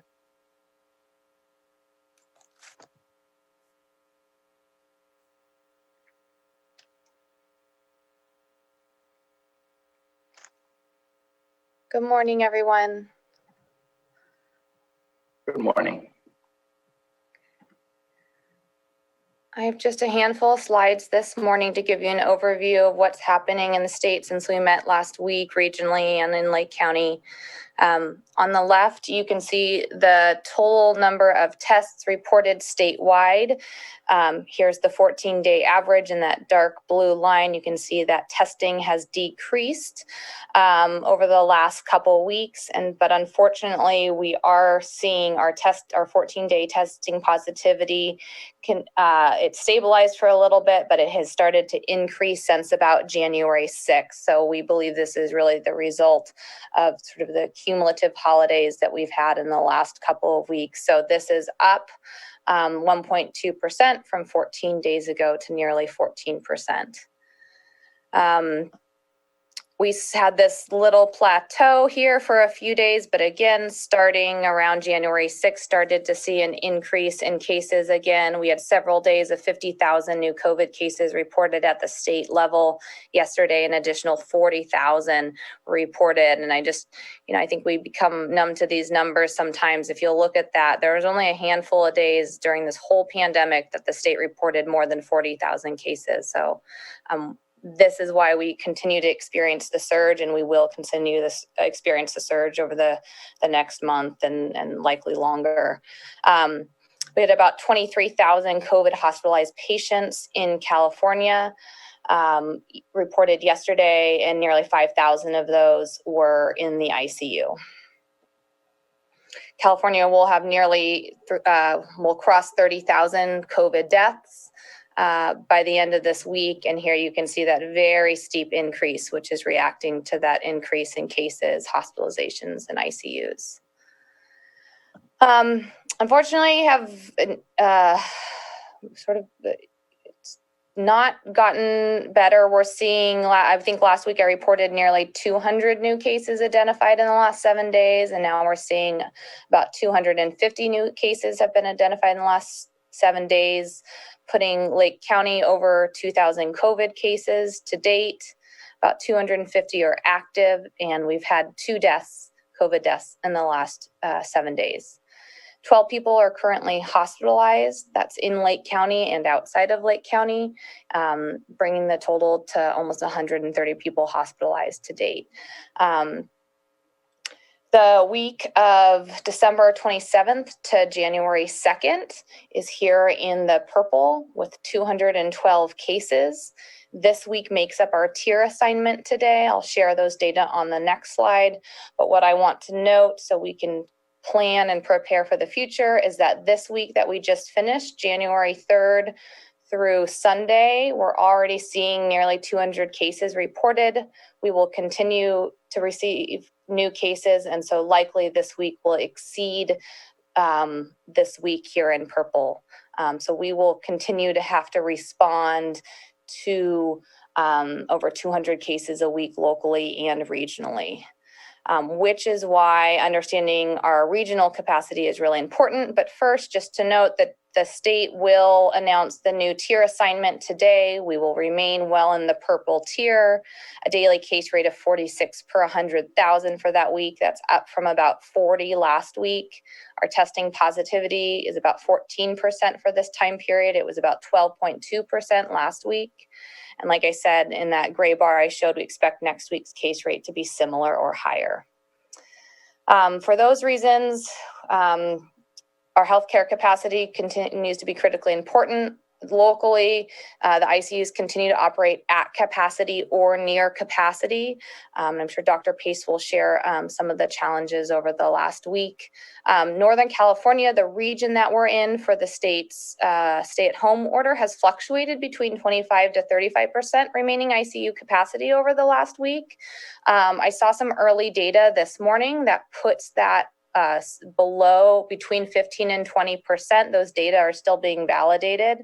But I say that just to remind everyone that we only have about 120, 130 ICU beds in the region. So all it takes is really an increase, a handful of people in a couple different parts of the region to put us close to that 15% threshold that would put us in the stay-at-home order. The Bay Area, Greater Sacramento, San Joaquin, and Southern California remain under the stay-at-home order due to minimal ICU capacity.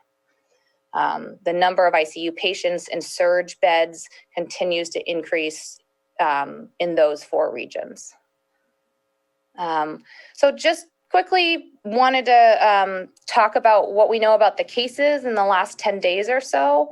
So I looked at cases that had been opened by public health between January 1st to the 11th. So what that means is that public health has been notified of a positive lab result and they opened the case on that day. So in the last 10 days or so, I excluded, there was a few people, few cases in congregate living settings, and I excluded them. I wanted to see where did recent cases live. So we have about 26% of cases during this time period lived in Clear Lake, 23% in Kelseyville, 21% in Lakeport, 7% in Hidden Valley Lake, and 6% in Lucerne. I also wanted to look at age, and what we continue to see, and actually slightly to a greater degree, is that young people, particularly people 20 to 34, are disproportionately likely to be infected and be a known COVID case. So 34% of the cases during this time period, which was about 400 people, were 20 to 34 years old. And that's significantly higher than their distribution at the county level, under 15%. And you can see 35 to 44-year-olds were also significantly more likely to be COVID positive or be a known COVID case. So 50% of cases were 20 to 44 years old. So I think this is really important information for targeted messaging and testing and isolation and quarantine support. Fortunately, we were doing fairly well, at least in those last 10 days, of protecting people who are older. This is really promising to see. And kids under 14, again, I think we've done a decent job of protecting our young and our older populations. We wanted to look at the racial and ethnic distribution of cases compared to county residents.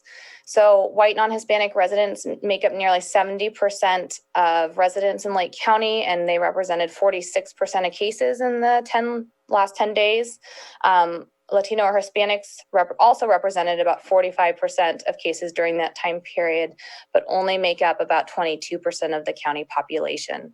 And we saw among Black or African American, multiracial, and Native American residents, the cases were about equal to their distribution countywide.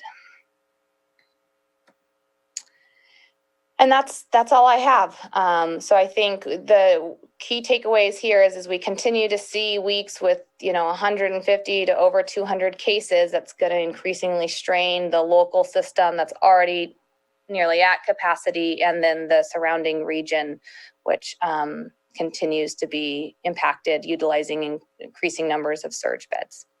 Thank you. Thank you, Sarah.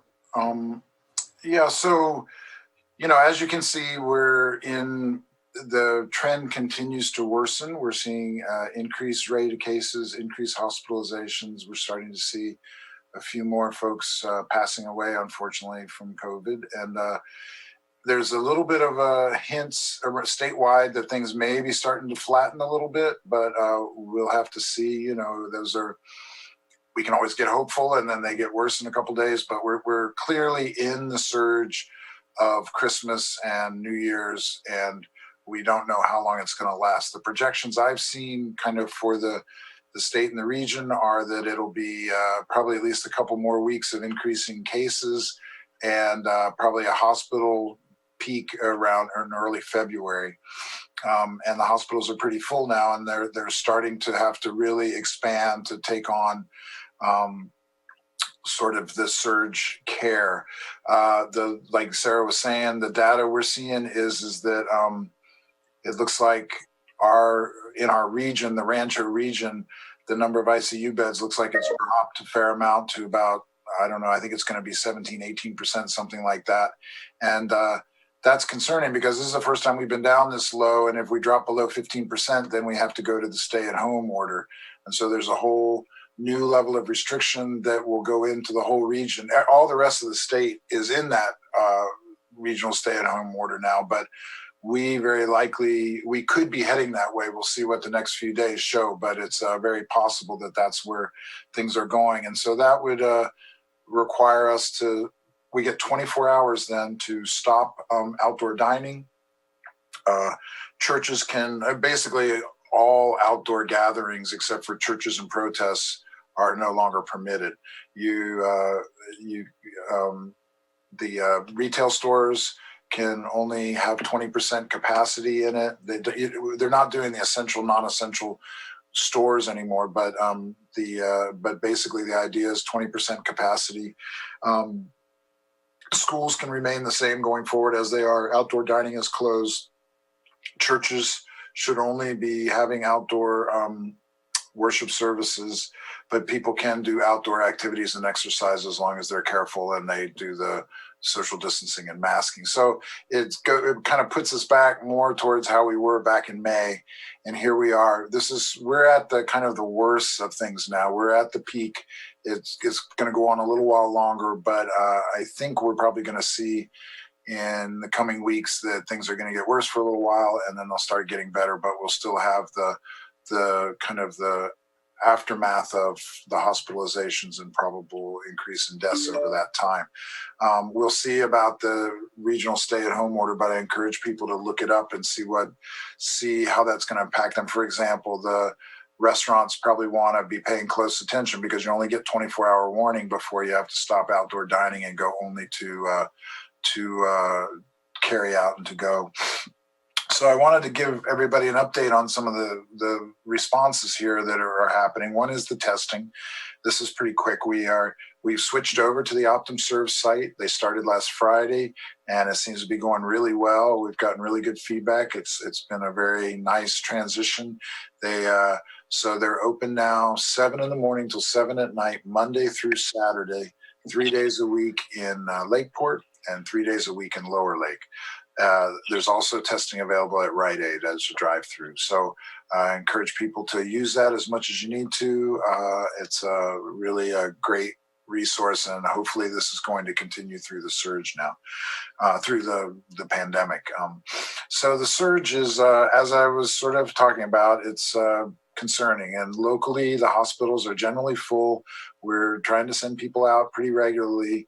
The hospitals that usually accept are starting to fill up and having less availability. So there are days when the hospitals are really struggling to find beds and to find transportation. The hospitals are working hard. The EMS folks are working hard to keep everybody moving, but it's definitely kind of I sort of feel like we're a little bit on the tipping point here, and we can keep going day by day, and maybe one day is going to be bad, and if we're able to get things taken care of, then the next day is a little bit better. But at some point, it could go down a path where it's a little more congested and harder to get people out, like what we're seeing down in LA. Hopefully, because of our rural nature and because of, we're not as densely populated and people are trying to take care as best they can, we might be able to really escape the worst of it. But the next couple of weeks is going to be very, very telling. And I encourage people to stay home and to do what they can to really avoid contact with folks outside your household as much as possible, because this is the moment. The next couple of weeks is where we can turn it around by not keep getting sick, or it can continue to perpetuate and get worse and worse. And really all we have right now, at least in this phase of it, is just to avoid contact with other people that are outside your household. Whatever you've been able to do before, it doesn't work the same way because there's so much virus, and you can see on Sarah's graphs there, it's all around the lake, and we're really not seeing it so much in the congregate living situations where we were seeing it before, because I think we've learned and people are gotten a lot better about how to protect the folks in the nursing homes and in the jail and in some of these places. But it's really just out in the community now. And so if you go to a crowded store, if you go to places like that, you're likely to be exposed, and you probably just need to avoid doing that for the next couple of weeks. I think the other part is we do reach out to the regional folks. We're meeting with them regularly. I'm having a meeting with them this afternoon to trying to set up pathways that if there are beds available someplace else and they can't find them through their normal pathways, that we're going to be able to redirect people that way, or to see how to best get other transportation options when our ambulance services are tied up and they can't get them through the normal way. So we're trying to find some alternate pathways, which is just to keep things going, because really we're at the point now where we're just trying to get through the next phase as best we can. So let's talk about the vaccine. This is the good part. We're in a situation where we have a low supply of vaccine and a high demand. I'm sort of thinking just kind of in round numbers that we're probably going to shoot for, we can probably expect that maybe 30,000 people in the county will want to get vaccinated at some point during this. The kids aren't getting vaccinated yet, and there's an acceptance rate of, depending, but somewhere between 50 and 80%. So I don't know, as a round number, 25, 30,000 people. We've been getting about 300 to 400 doses a week through the health department. So at that rate, it'll be the end of 2022 before we're able to get a number of people fully vaccinated. So, clearly that's not adequate. We are waiting for the state gets the supplies from the manufacturers and through the federal government. There seems to be some log jams there that we're suspecting is going to be changed in a couple of weeks probably after the inauguration. I don't really know, but they're not giving much information. The state doesn't have vaccine that they're not giving out. It's a matter of it getting to the state and then they distribute it out. It's also coming in through some of the pharmacies. So CVS and Walgreens both get it, and they're in partners with some of the nursing homes to provide that to the residents. And one of the nursing homes has been completely vaccinated now, the residents, and the other two will be done within the week. Both the hospitals are getting it through their hospital change now. Started out that we were providing it because there was a lag time, but now they're getting it, and that seems to be going well. And so We're in the process of just trying to set these things up, but I think it's really important to understand that more people want it than we have vaccine for. So what the strategy here is we're trying to prioritize the people that seem to be most at risk and also are, on some level considered to be most vulnerable to getting the virus, and also if they get sick, it causes some sort of collapse of the systems. And so the state and the CDC and the feds basically came up with this guideline where they have these phase systems, and it's kind of complicated. It seems to get sort of confusing, but I want to talk about it a little bit because people really have this question about where they are in line. When are they going to be able to get their vaccine, or when are the people that work under them going to be able to get the vaccine? And we're really not, everybody should get the vaccine. That's the right thing. Everybody should get it and get it as soon as possible that wants it, because this is how we're going to get back to life as normal. The problem is we're having this supply chain problem. We don't know when it's going to shift. We don't know from week to week how much we're going to get. We've gotten a total of 2,800 doses, but a lot of that's including second doses. So we've given about, I think it's 1,100 doses so far. So we still have about 600, 700 doses, new doses to give out, and we're giving them out daily now.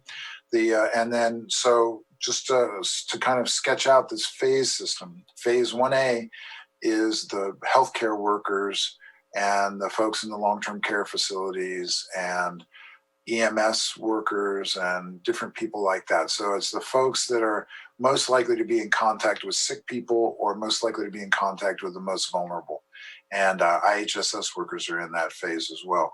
So because they're the ones that are taking care of the elders, and we want to make sure that they don't get sick and then go from one house to the next and get people sick. So we're going to be pretty much completing that phase by the end of this week. So it doesn't mean everybody's gotten it, but we've at least offered it to everybody and given them an opportunity to get it. Some of that's coming through the hospitals, some of it's coming through us. Starting next week, Monday's a holiday, so what I want to do is start on Tuesday and open it up to phase 1B, the first tier. So this is kind of a big deal because we are basically going to start kind of providing vaccine to people, and I'm going to focus on two groups that are the kind of from a public health point of view, the ones we want to focus on, which are the folks that are 75 and older, and the teachers and school staff and educators, because the older folks are the ones that are most likely to die if they get sick. And the educators, we want to really get the schools back open as soon as possible. And the thinking is that that's going to be a way to really allow people to be more comfortable being in that situation and to prevent the outbreak. So starting next Tuesday, people in those groups are going to be eligible to start getting the vaccine. So they're also in that tier 1B in the first tier. So in phase 1B in the first tier are childcare workers, food and ag workers, and emergency workers that haven't been already vaccinated. So if you're in one of those groups, I'm just encouraging you to hold off. And once we get this first phase with the older folks and the teachers going and set up, then we'll open it up for the next one. But I think if you watch the news around the country, there's been some places where they open it up too fast and it gets kind of overwhelming, and people kind of get panicked and frustrated. And so we're trying to control it a little bit so that it's a little more reasonable and so that the most vulnerable people can get it first. And that's what we did with this 1A, and it's gone really well. People have been really cooperative, and we've gotten a lot of help from the fire departments and the paramedics and the EMTs in the community. And so, it's really, really appreciated to have all that. And now we're moving to this next phase. This is a much bigger phase, of course. You get everybody that's 75 and older and all the teachers and the school staff and everything.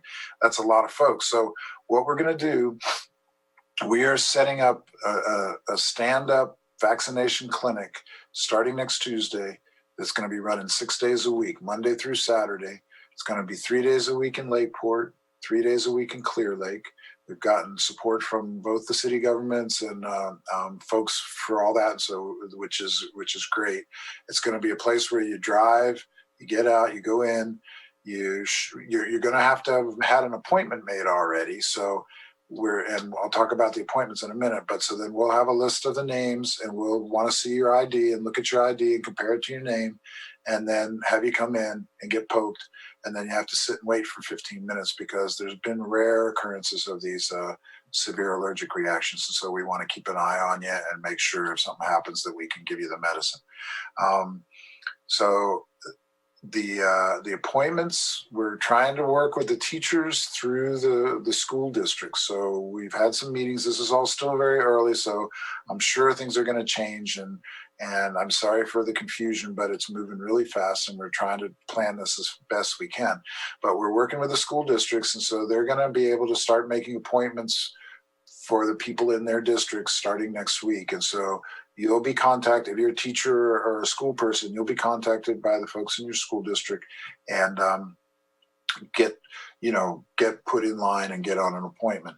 The older folks are a little trickier because, the appointments are made online and it's an online appointment platform, and not everybody in their 70s and 80s can figure that out. I know my mother, there's no way she can figure that out. So we're meeting with the Department of Social Services, and we're meeting with the senior centers tomorrow to try to figure out how best to coordinate this.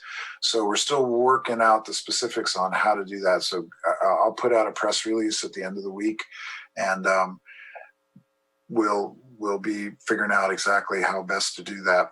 But the good news is folks can also go to some of the medical providers in the community are going to be able to provide the vaccine. So that's the other piece of this.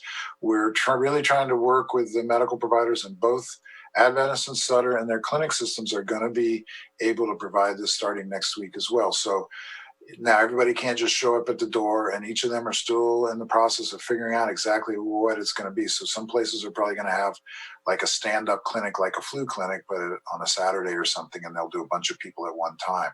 Others are going to have some sort of daily thing. So they're still working it out, but I would encourage people to just hold off and not make a bunch of phone calls right now, but wait until you get contacted, or wait until we send out more information later on this week. But the idea is starting next week, if you're 75 and older, we're going to start offering the vaccines. We don't have enough for everybody to get it in the first week, so it's going to take a little while to roll out. Some of the other clinics and some of the pharmacies are also going to be able to do this, but we're still in the process of figuring out exactly what that'll look like. So at this point, it looks like for sure it's going to be our stand-up clinic and the two hospitals and their clinics. And then there's some other possibilities that are kind of in the works, but it's all still being put together. So that's 75 plus, and then the essential workers that are the teachers. The other essential workers that'll be in the next phase, the next grouping of this will be childcare workers, food and ag workers. And so we're planning on that. I'm assuming that's probably going to be a couple weeks down the road. And then after that, which is they're calling it phase 1B tier 2, is the 65 to 74-year-olds, other essential workers, and people that are in congregate living situations that haven't already been done. So, I think it's just, this is really good news. We have a plan in place. I suspect we're going to see at some point, they're going to say, okay, on Wednesday, we're going to send you a couple thousand doses. Can you use them? And we're setting up this plan so that we can expand it and contract it based on how much dosing we get. I also think they're probably going to start sending some state workers, because as you can imagine, this is a big workload. We need a lot of people to do this, and we don't have that in the health department. And so we are getting clearer about what our needs are. We're talking to the state, and they're probably going to send some people. We're talking to the county, and some of the workers that do other things they're going to come over and share some of their time with us to help us with this stuff. We're also looking for volunteers, so people are interested in volunteering, they can contact us at the health department, and we'll get you hooked up and kind of do the paperwork and get going. And we're also probably going to hire some temp people. So, there's a bunch of different pieces going on here to try to get, because we have this little staff that's really doing a lot of things right now, the testing and the contact tracing and the case management, and now this huge deal is coming in that's going to be a daily thing. And I assume for 6 months or so at least, depending on how much vaccine we get. So, but we also have these great community partners that are working with us and helping us with it. And I think we're going to get through this, and I'm hoping we're going to be able to put the vaccine out as, with a little bit of lag time, maybe a week or something, but we're going to get it out as fast as we get it, with as long as we get the help we need, and we're ready for it, and that's the way we're thinking about this. So, I think that's really the main pieces of what I wanted to say today.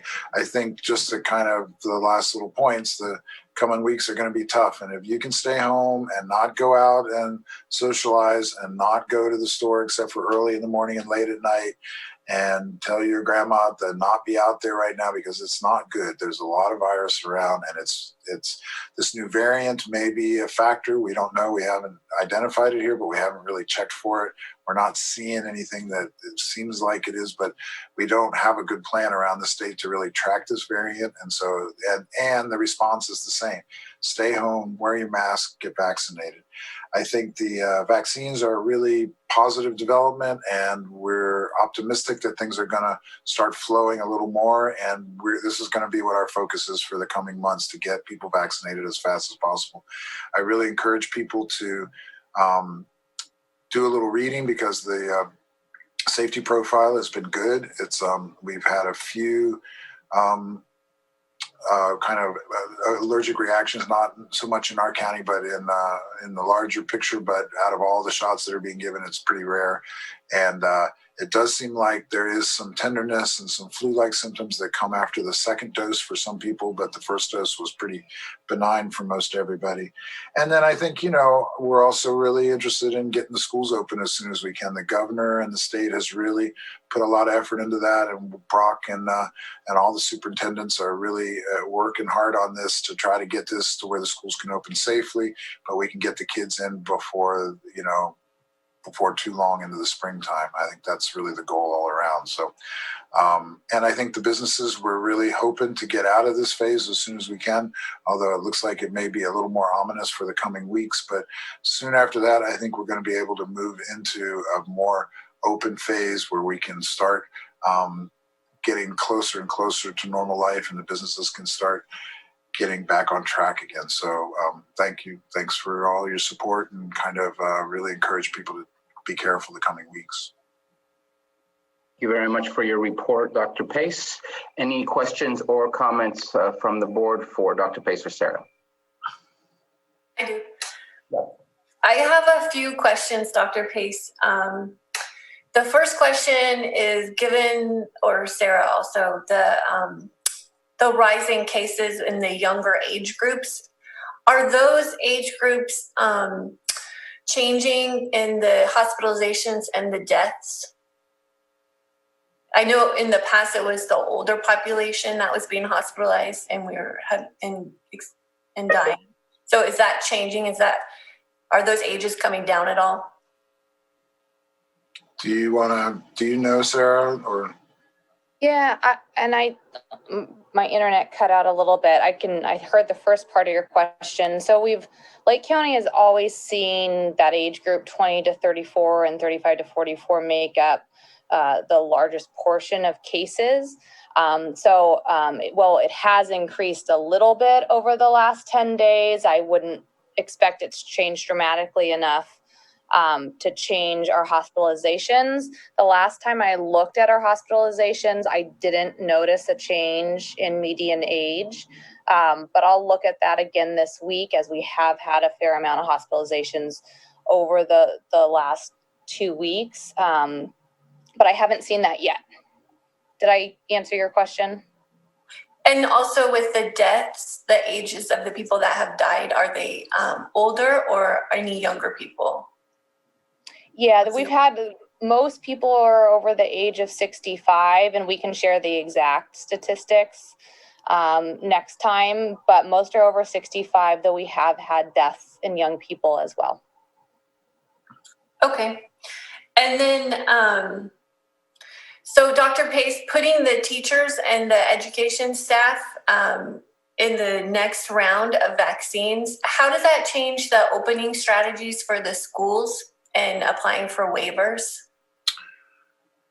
So the school reopening plan has changed quite a bit. So it's totally in flux right now. The state has really decided that reopening the schools is a top priority for this spring.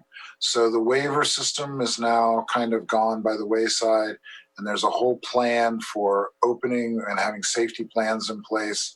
And so basically the bottom line is that what's going to be happening is the schools that were open before can reopen, once this surge is over, once they feel like they're ready. We're in conversation. I'm in conversation with the school superintendents weekly, and it's very cooperative and collaborative. The ones that have not been open yet will be able to open once our case rate drops below a certain level. They need to have safety plans in place and those kind of things, but they've all been working on those. And so that's not really the issue, but and they haven't quite settled on the number yet, but it looks like what it's going to be is 25 per 100,000 cases. And we're at something like 39 right now. So we're, quite a bit higher than that.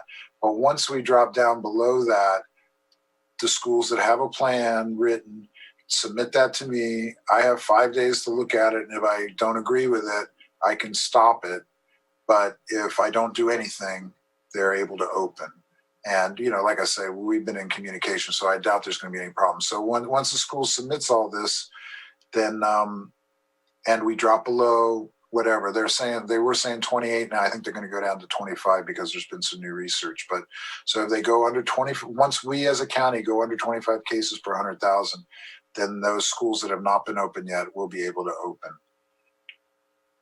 The vaccine part is not really part of this, the requirements for the state, but it's been, a lot of the teachers and parents were wanting this to happen before they felt comfortable going back. So that's partly why we're really trying to prioritize this so that we can get the kids back to school because of the educational losses and the social and developmental losses that happen just by not being in school. So thank you for that. And we made the decision last week to temporarily close the board chambers because there's been a significant amount of cases in the courthouse, and to lessen the impact of the people that work there and the staff to keep the offices open, but also to protect the community that might come in there and be exposed. So I was wondering if there was a report out for the amount of cases that have been reported in the courthouse. Supervisor Pyska, I think I can respond to that. Actually, the numbers I have pertain to county employees in all facilities. Would that be responsive to your question? Sure, that'd be great. So immediately before the Christmas holiday, in the days just preceding that, we had 7 cases, positive cases involving county employees. And my numbers since then, it appears that number is 9 additional positive cases. Okay, thank you. That's all my questions. Thank you. Real quick, just a clarification, that's 16 total for the entire duration of us dealing with COVID-19? Mr. Chair, I believe there would be additional ones prior to the Christmas week. I was just giving you the most recent ones. Okay. Any other comments or questions? Supervisor Crandall? Yeah. So, Dr. Pace, just a quick question about, I'm glad to hear about the tier systems moving forward with vaccinations. Wanted to kind of clarify something or help for the public to hear, because I've been getting a lot of questions about this in regards to, so I understand that in 1B, it'll be, you said food workers. Is that restaurants? What is that looking like? Grocery stores? And I emphasize that not only that for that reason, because there's other facets in the community where people are doing work like utility work that doesn't stop. It's things that people are doing. I know, like in special districts or water companies, things like that. And then also mechanics are still doing work regardless of this pandemic. And so just wanted to know, like, is there a place we can go to look at the way the tier system pans out? I know there is, but I just wanted to get it out on the public because I'm getting the question. Right. Thanks for asking that, because that's a really important question, and people want to know where they fit in, and sometimes it feels unfair. And the thought process has been to try to, the people that have to be at work and have to be in contact with the public are more vulnerable than folks that are able to work from home or are able to be more distant or are able to work outside as part of it as well. So there is a site. It's called covid19.ca.gov. And then if you put a slash and put vaccines in it, it'll take you to this thing where they list the different tiers. And those are fairly general, but you can get a general sense of it. And then there are some more specific that that they're developing as they go. They're kind of developed. So 1A is sort of developed now because we're there. 1B is just starting to get outlined, but that's the general idea. And most of what you're talking about, those kind of essential workers are either in the tier 2 of 1B or in 1C. And 1C, I'm not sure when we're going to get to that. That's, it really just depends on how much vaccine we get.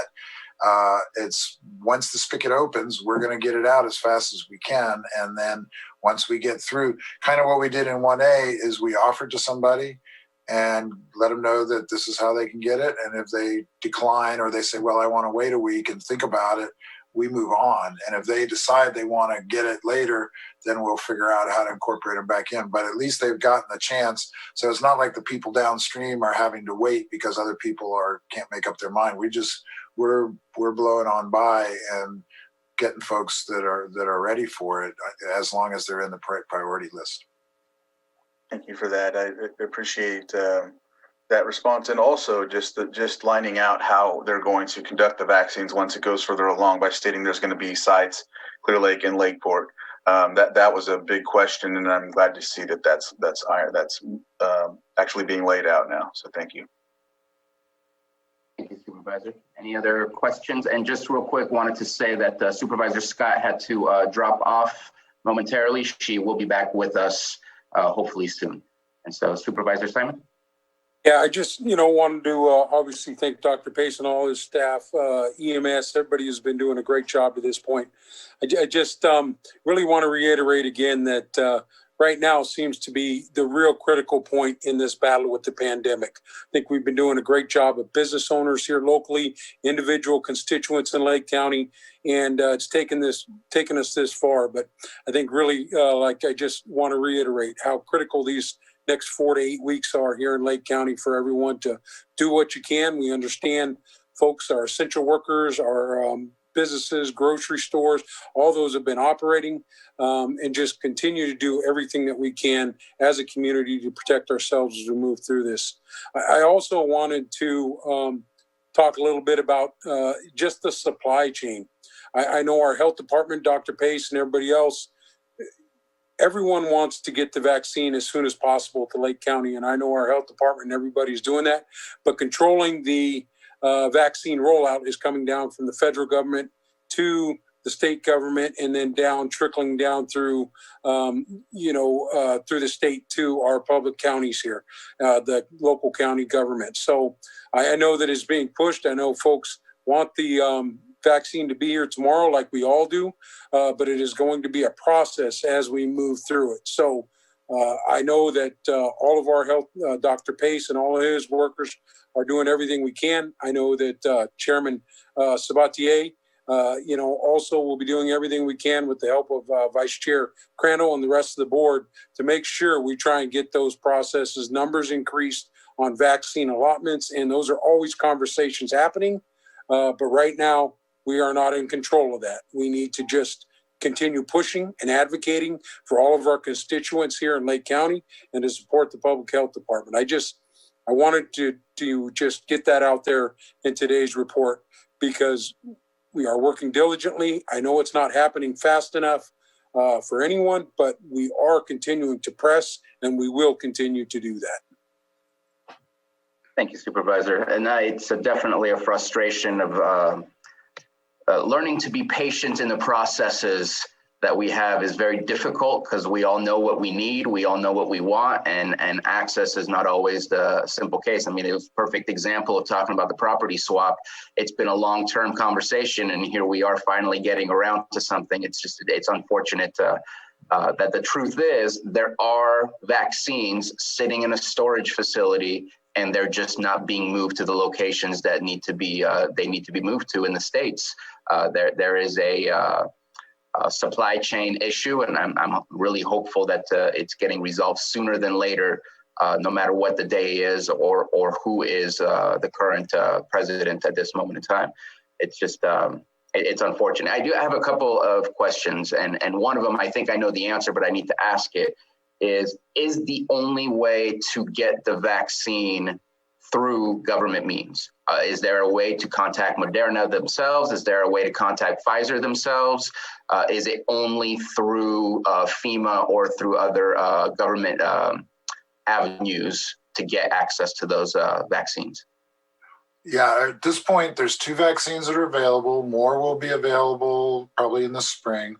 And the only way is through the state at this point. The feds get it, they give it to the state is distributing it through the pharmacies and through us. Indian Health gets it from the federal government. So there's a few different pathways, but it's all from the federal government to the state, except for Indian Health, I believe, is a direct contact with the feds. Right. But we can't like go on Craigslist and get it. That's not available. That wouldn't be where we should. My next question is, are we only seeing right now Moderna coming in where we don't need to deal with the storage of the Pfizer needing dry ice and freezers and things like that? Or are we seeing a more simple logistical situation with it? Or are we still dealing with the Pfizer vaccine as well? Well, so the Pfizer comes in a package of 975. So the initial delivery, 4 weeks ago, 3.5 weeks ago, was of 975 of Pfizer. We've used that up. We had to use it up within 30 days, which we did. The second dose of Pfizer arrived maybe a week ago. And so we're starting to give the second doses now. And so we're going to have that for whatever period of time that takes now. But it looks like what the state has done is most of the Pfizer vaccine that's coming in, which is a fair amount, they're diverting to the pharmacies. CVS and Walgreens are the 2 ones that are doing this, and then those are going into the nursing homes. So at this point, we're not getting any additional Pfizer. Is that going to change in 3 weeks? We don't know. I mean, literally, it's week by week. There's not any clarity about what to expect a week from now. It's just we get a list of how much we're allocated, and we order it, and we get it in 2 days. And so at this point, for new vaccine for first doses, all we're getting is Moderna. That may change. We don't know. And Moderna is much easier to manage. We don't need the deep freezer. We have the proper storage for that in the county.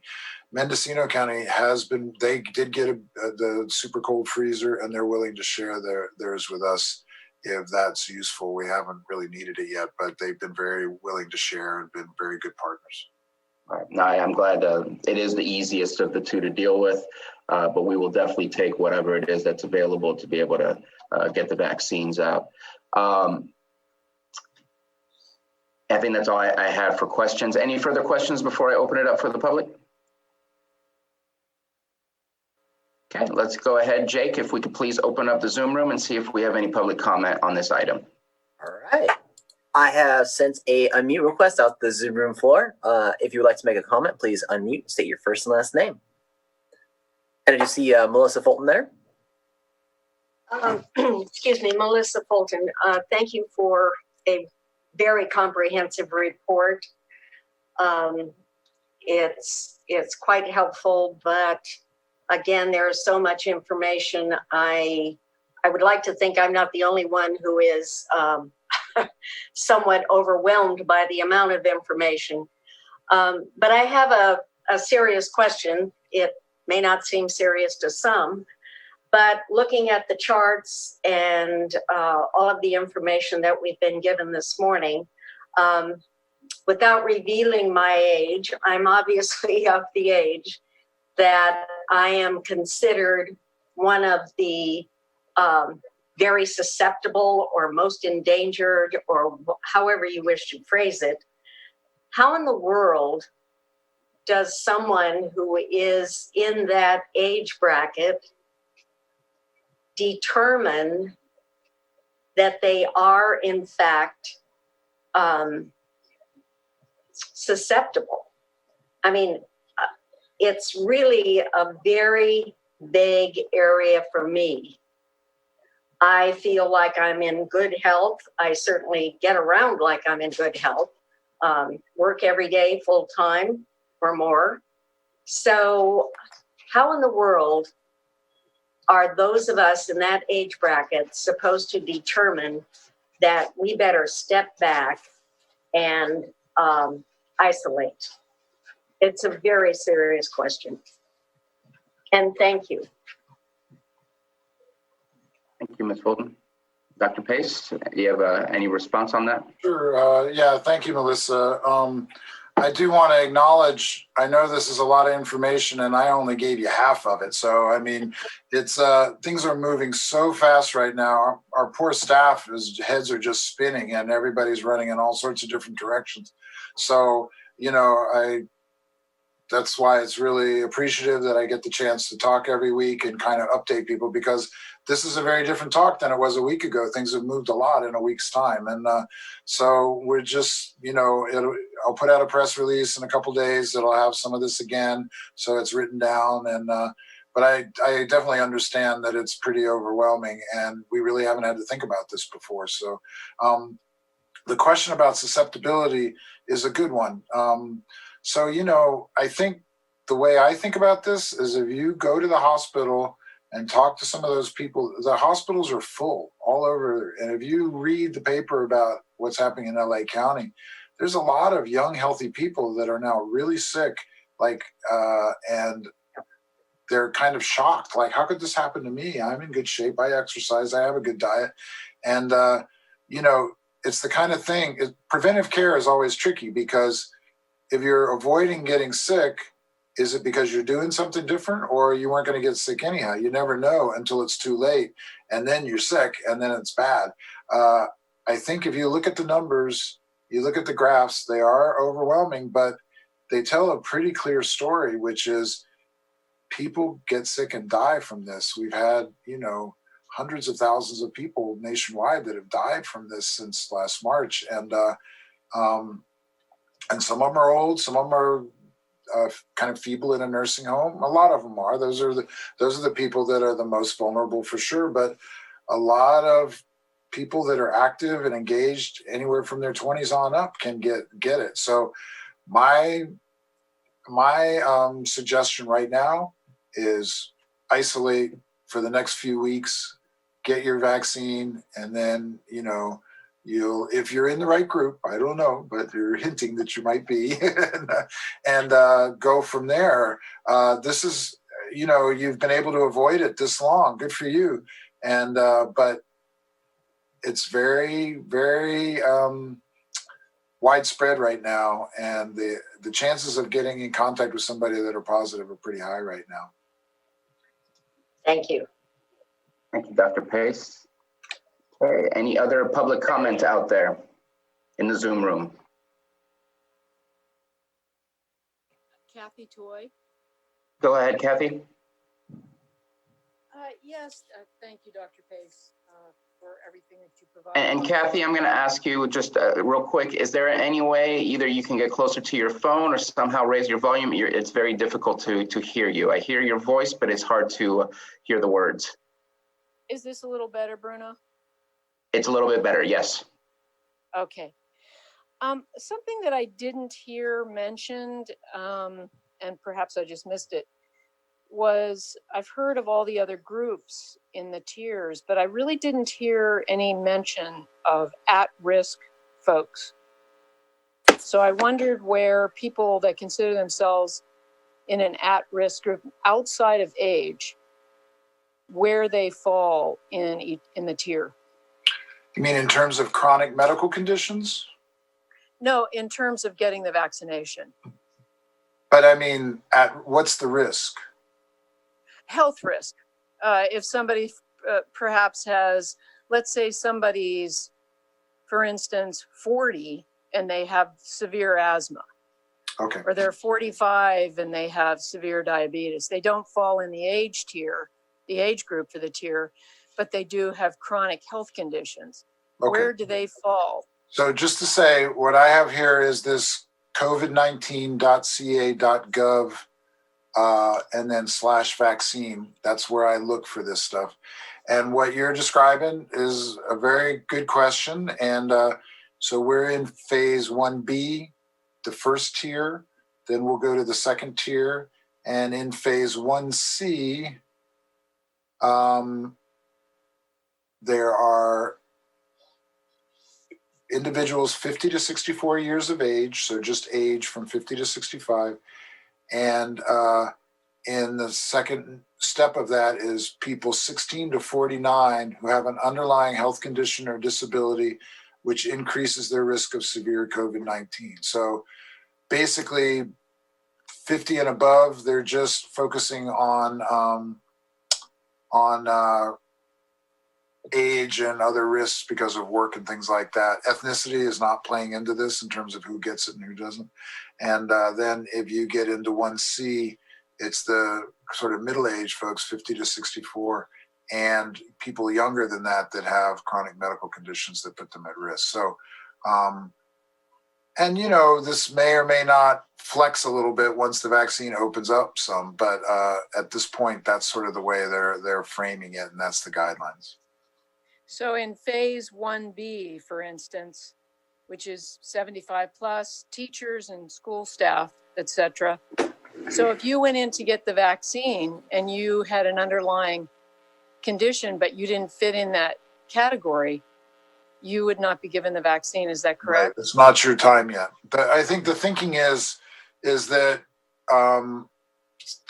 these folks are the ones that are most at risk of dying if they get it, or that they don't have the ability to be able to distance and avoid contact. Whereas somebody who's got a chronic illness, and they don't have any of these other issues, probably right now is the time to stay home until we can get down to that tier. I think that's the thought process. I mean, it's not, you know, with any of these things, whether like Bruno mentioned the car mechanics or whoever, those people, everybody should be vaccinated today if it was up to me.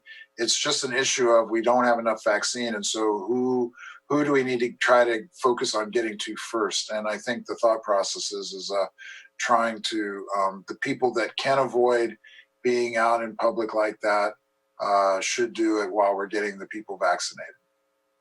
Okay, thank you, Dr. Pace. Thank you, Kathy. Any other further public comment?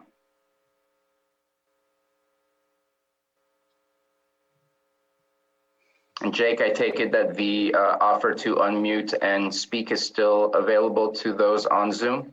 Yes, and I did follow up with another one as well. Okay.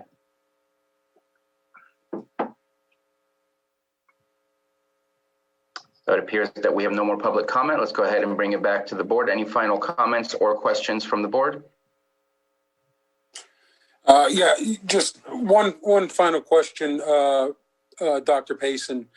I know that our county work staff, I know we have some folks that do fall into some of the tiers right now, but for our frontline workers, where would those essential workers fall into the category for vaccinations as we move through the tiers? Great. So when you get to 1B tier 2, that involves individuals 65 to 74 years of age, so it's an age thing, or those at risk of exposure at work in the following sectors. So this is probably where a lot of these folks will like transportation and logistics, industrial, commercial, residential, and sheltering facilities and services, critical manufacturing. So I'm not sure what all those specific definitions are at this point, but we'll know by the time we get there. But that's where a lot of the folks, like the wastewater treatment folks and all those, I think are going to be either in 1B tier 2 or in 1C, which is, so in 1C, the work related ones are those at risk of exposure at work in the following sector: water and wastewater, defense, energy, chemical and hazardous materials, communications and IT, financial services, government operations, and community-based essential functions.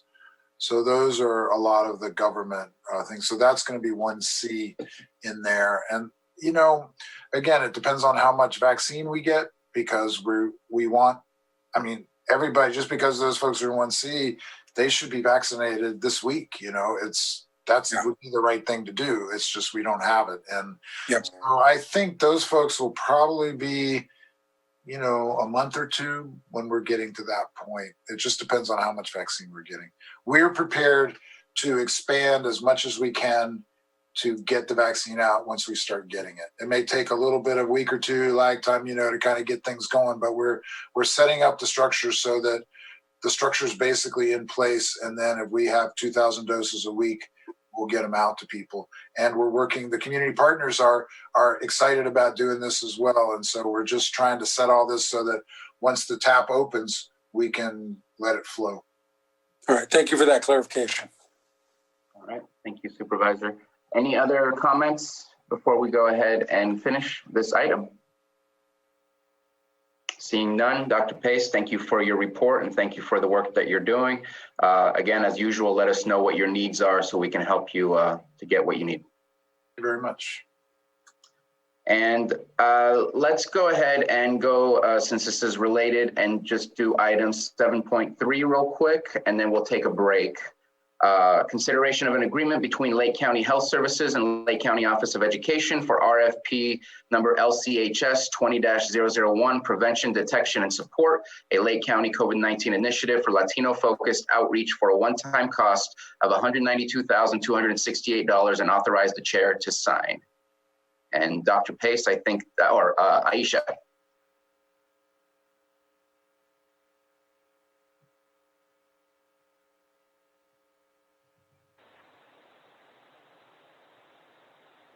Good morning. Good morning. Good morning. So for your review today and request for approval is our agreement for COVID outreach for services to the Latino population. And this agreement is a result of our RFP that was issued on December 1st. Case data report released identified that the Latino population is experiencing a disproportionately higher rate of COVID-19 infection. In Lake County, Latinos make up about 22% of the county's population and 43% of the COVID-19 cases.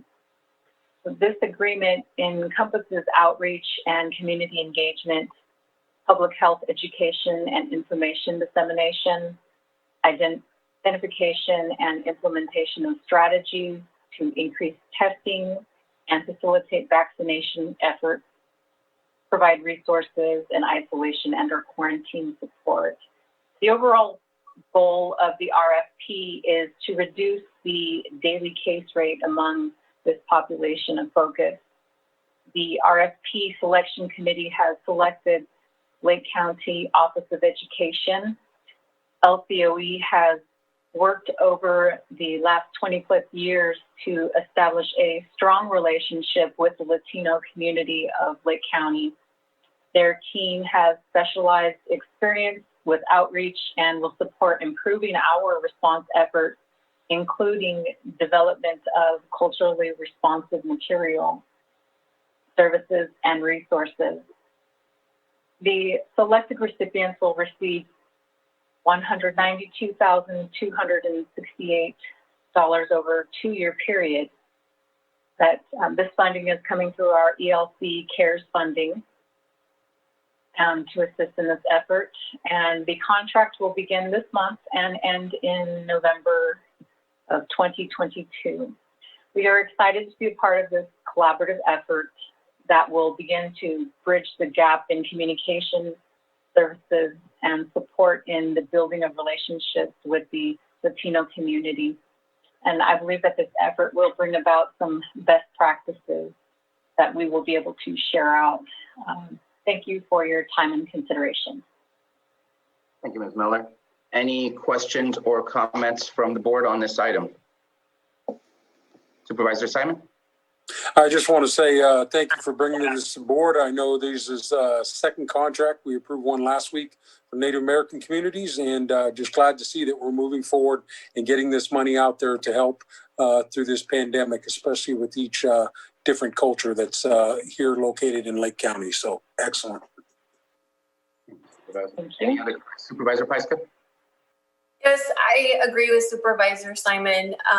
But thank you, Aisha, for also bringing up that this is a way to develop best practices for further establishing communication networks within this community and with hopefully with the tribal community as we agreed to last week. So thank you for this, and I look forward to how this can really improve our networks going forward. Thank you. Thank you. Any further comments or questions? So I have a question. I was looking at the presentation that was done by our epidemiologist, and I don't know if I'm not seeing this correctly or not, but I see, obviously, we've talked about it, that our county resident ratio versus the ratio of cases for Latinos is definitely something of concern.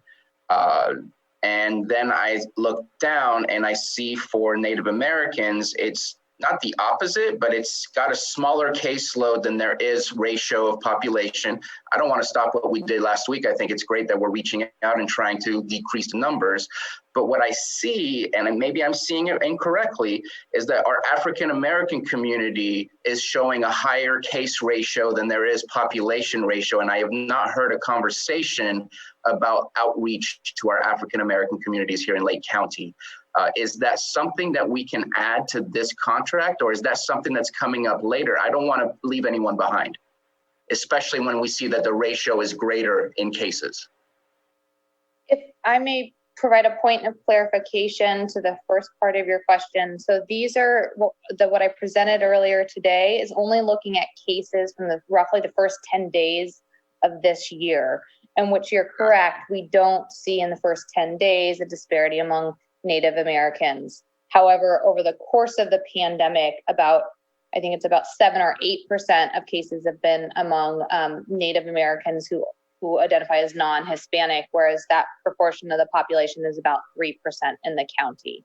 So overall, among African American residents, to date has roughly mirrored the county distribution.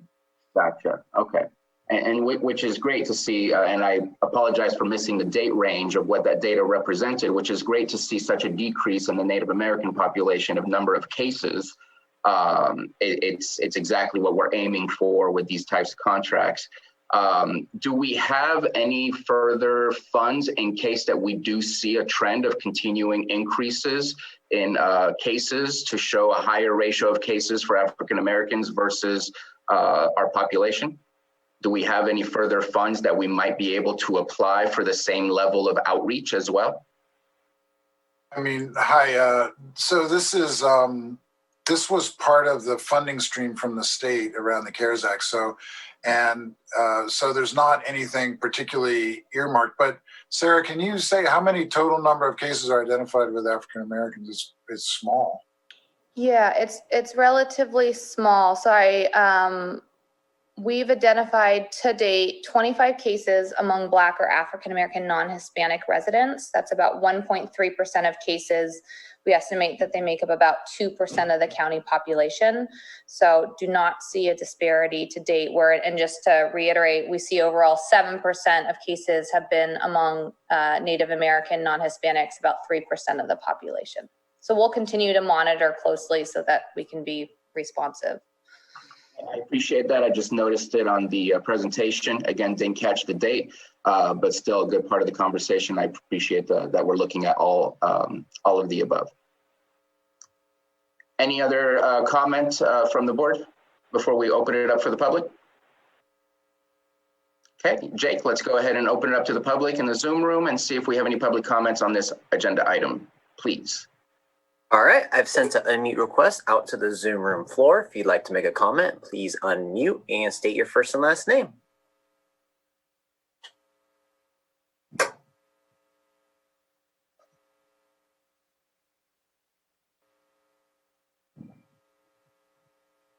Want to give people a chance to find that mute button just in case. All right, let's go ahead and bring it back to the Board of Supervisors for action or further discussion.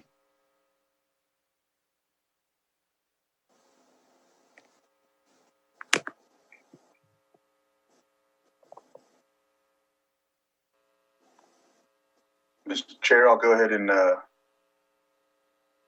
I'll move to approve the agreement between the Lake County Health Services and Lake County Office of Education for RFP number LCHS 20-01 Prevention, Detection, and Support Initiative for Latino-focused outreach for a one-time cost of $192,268 and authorize the chair to sign.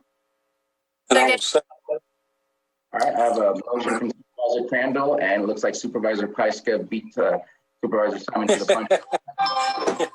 If we can please get a roll call. Supervisor Simon? Yes. Supervisor Crandall? C. Is Supervisor Scott here? No. He has not returned yet. Okay. Supervisor Pyska? Yes. And Supervisor Sabatier?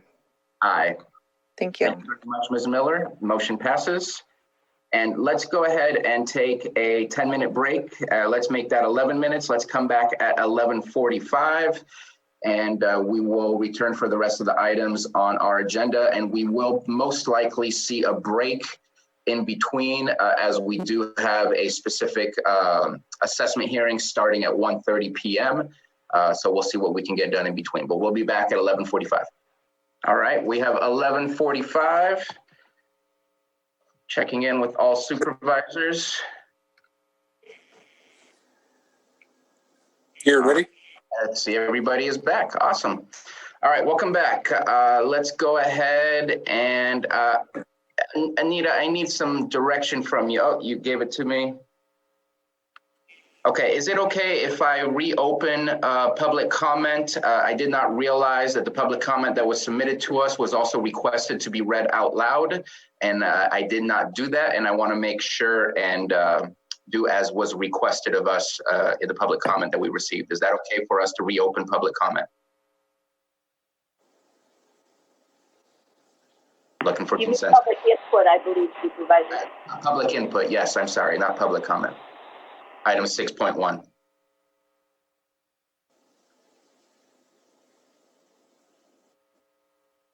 I'm just looking for consensus from the board on that.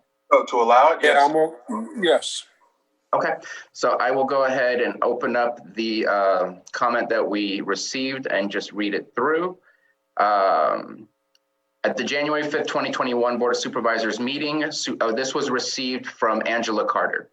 At the January 5th, 2021 Board of Supervisors meeting, Supervisor Pyska stated this is an airborne virus, and the longer people are in the room together, the higher chance it is in the system infecting the building. This statement was supported by comments regarding the old heating and cooling system in the building. If this is true and the board actually believes the COVID-19 virus is circulating and spreading through the old system via the air, then why is the board permitting anyone to be in the building? Why is the board continuing to allow everyone from the security guards and janitors to the judges and court staff on the 4th floor to operate in a building with poor airflow and virus spreading throughout the air? And as Supervisor Pyska claims, infecting the building. These individuals have children, grandparents, and health issues, in particular the public coming to court on the 4th floor for live preliminary hearings, which are occurring currently. As a landlord to the court on the 4th floor, doesn't the county have a responsibility to close down an allegedly unsafe building with airborne virus infecting the building? I make no judgment on the decision to hold the meetings virtually, but I deeply question the seemingly biased and unequal application of it to only one area and only one group of people. Thanks to you all and wishing you a good day, Angela Clark. Okay, and since I reopened public input, I will ask Jake if he can open up the room to also allow any further public input from any public member in the Zoom room. All right, I have sent a unmute request out to the Zoom room floor. If you would like to make a comment, please start by stating your first and last name.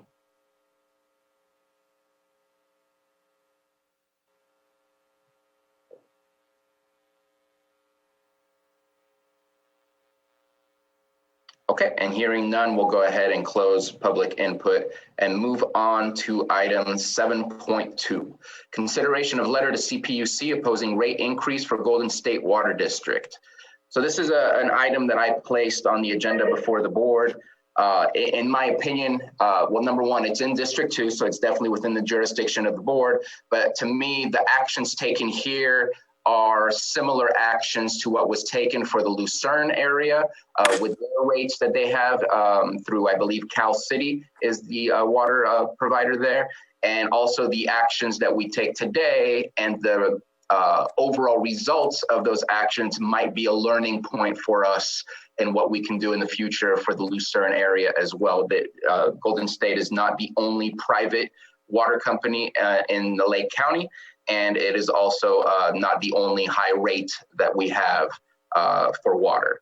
And so I've provided to you the letter that I've written, just to briefly state, I am not here to attack Golden State. In fact, I believe they provide a good service. It is just the rates are prohibitive for the people that live in that area of the city of Clear Lake, more specifically Clear Lake Park, to be able to afford water. And in my opinion, water is a human necessity, somewhat like air. And for it to be outside of the scope of affordability is something that I find to be very dangerous for our community members. Not only that, but as you drive around in the area, you will I shouldn't use the absolute language, but you will less likely see landscaped yards that look very well manicured because of the fact that people can't afford to water and landscape their yards. Just for full transparency, I am in the district of Golden State Water, and trying to water my lawn, I received a bill of almost $500 for a single month for just water. And my lawn is not a football field. And to me, that is a ridiculous amount. And we should be able to not only enjoy water for the necessities of hygiene and cooking and drinking, but also for the ability to have some beautiful, pleasing aesthetics in our own properties. They are looking to increase the rate as of 2022 through 2024 by, I believe, and I'm just going by the top of my head, 29.76%, and with a 22% or 29.79% with approximately a 22% increase in the first year. This is in addition to from 2019 to 2021, there was also a 16% increase. So over the course of 6 years, there's approximately 46% increase in water rates in that specific district. So one of the issues with Golden State, and it's not an issue, but it's an issue as to why these rates keep going up, is that they are a private company, and private companies do not have access to grant funds that government typically would allow nonprofits or city or county special districts to have access to in order to enhance their infrastructure, maintain their infrastructure, and so on. They are not eligible for these. Therefore, the end user gets the burden of any needs that they have for their infrastructure directly onto their rates. At what point does this stop where their need for infrastructure overshadows the ability to even pay for water? I do offer some solutions because I don't think that a letter to the CPUC should only be about complaining about a situation. I am not the greatest fan of the solutions, but I have to try something. And so one of the solutions I offer is figure out a way to get them access to these grants The reason I'm not truly a fan of it is it's a private company who can access government funding, who then gets to benefit on the other side for their shareholders to maximize their benefits. But to put it only on the ratepayers, it doesn't make sense either. So we got to figure out a middle ground. The CPUC needs to work on these things. It's a very similar situation to what PG&E, the relationship between PG&E and their customers are. It is a private company doing a public utility, and you don't get much of a choice as to which public utility you have when you move into a home. And so I did dig up also, and I attached it to the agenda item is the 2019 annual report from American Waters Company, which is the parent company of Golden State Water District, who in their annual report boasts of their rate increase approved by the CPUC, helping them increase their shares by 41 cents for each share. And I struggle, how do we talk to our constituents to say, well, this is why they wanted to increase their shares so that they can make more money off of the company stocks. I can't feel comfortable with that. And I need the CPUC to understand that their actions don't necessarily benefit the communities that they are applying these rate increases to. I think, to be very blunt and honest, we've been taken advantage of. Nobody's really put up a fight to stop these things in the past. And it's getting to a point where this is going to hit a critical point where people are not going to be able to afford it. Then their waters are going to be turned off. And at this point, that becomes a very public health crisis that we would be dealing with. How much is too much is really what I want to end with. So I've written the letter. You've had the letter before you since the agenda has been posted. And I do want to add one thing to the letter. I had a discussion with Golden State yesterday where they have offered before in the past to the CPUC. Right now it's local rates. So every one of their service areas has unique rates, which you can see on the application that I also submitted to you to read over. That every location they have, Rancho Cordova and other places, all have different rates. They have asked in the past to go with regional rates, which would kind of balance it out between other regions that have lower rates and other regions like us that has a higher rate. They did state that most likely that wouldn't mean a decrease in our rates, but it would definitely freeze our rates for a certain amount of time. So I would like to add that as a possible way to resolve this by not approving this increase and by looking at it more on a regional way. And I believe that it should be in paragraph, let me see, 1, 2, 3, 4, 5, 6. In the 7th paragraph, where I offer some of those solutions, where another solution could be looking at regional rates for Golden State Water Districts in Northern California, something along those lines. I think this is important, and again, it does relate to other issues throughout the county. Lucerne is definitely one of the most famous cases, and when you look at the average cost of water, I'm complaining about the city of Clear Lake and Golden State's relationship, but Lucerne is in the top 10 highest rates in California when it comes to water. And again, in the letter, I do highlight our poverty levels and our ability to afford these things. This is very prohibitive to moving Lake County forward. So I think I've belabored the points a little more than I needed to. You have the letter before you. I am open for discussion to see how this moves forward. Any comments from the board? Supervisor Pyska? I do appreciate you bringing this because these are extraordinary rate increases, and looking through the report, I don't see where the justification is specified for the improvements. I don't know if it's lined out somewhere else, if it's just summarized here, but that's usually a requirement, is that you have to justify exact improvements that need to be made.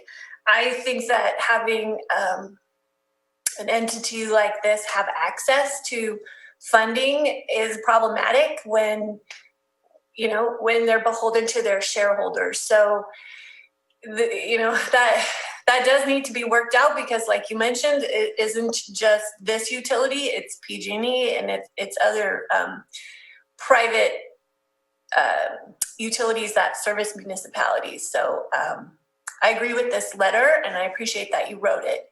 And I think that there does need to be more justification on the improvements that need to be made. And just to respond real quick, I agree with you that the justifications are very vague. Basically, we will do work on infrastructure. I have spoken with Golden State Water. They do work on their infrastructure throughout the year.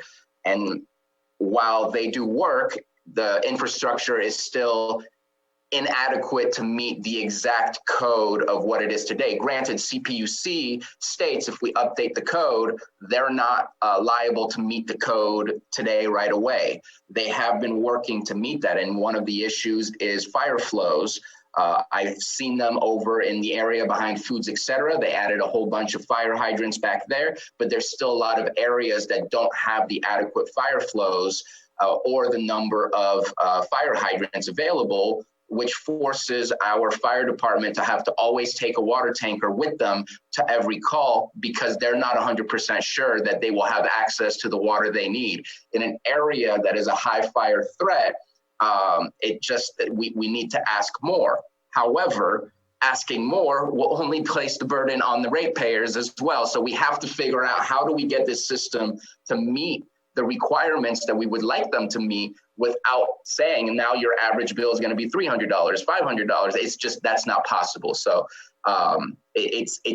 they are between a rock and a hard place. And I really believe that the CPUC needs to find a way to make it work so that we can continue to have access to quality water, efficient water, and be in a safe area and have it be affordable. So I think it's up to them to figure that out, offering solutions. Hopefully they can find some better ones. Yeah, I cut out for just a second there, but yeah, the high standard of having high pressure flows and hydrants for to mitigate fire risk, you know, that has to be part of this too. Right.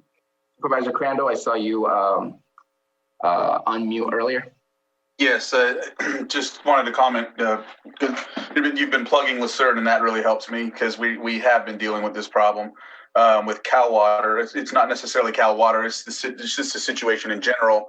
But they have also been working very intimately with people in the town. One of the things they did initially was exactly what you said: is they regionalized the charges and lowered. But then now we're in a situation, I think I want to say in 2019, where they were forced to raise prices here and there. They did things like work with the community and got them applications for LIRA or low income type of rates, things like that. And with your help, I'm in contact with Navid, I think his name is, and just trying to start preparing for anything or getting something prepared in case something comes forward. Try to work as much as possible with Cal Water. And so I'm in favor of this letter. I understand, and we do need to figure out something, because it's not fair that the poorest communities are paying this cost. Why can't they? Yeah, I don't want to get into why can't or whatever, but we really need to figure out a solution. So, yeah. Thank you, Supervisor. Any other comments? My comments are, obviously, I think the intention of the letter being brought to the board obviously is something that at least I support, and it sounds like a majority of the board supports. I do just, want to caution us as a board. This is a private industry. It's a private company, as you said, doing business here in Lake County. And, I just want us to keep that in mind. Each and every one of the rates, including our water and sewer that we operate as a community organization, I think each and every one of us that have those opportunities, when rate increases come, ultimately, no one likes rate increases. They are a necessity, ultimately. And, as we look into this, and, most likely it sounds like, and I am in support of sending the letter. I will make one comment.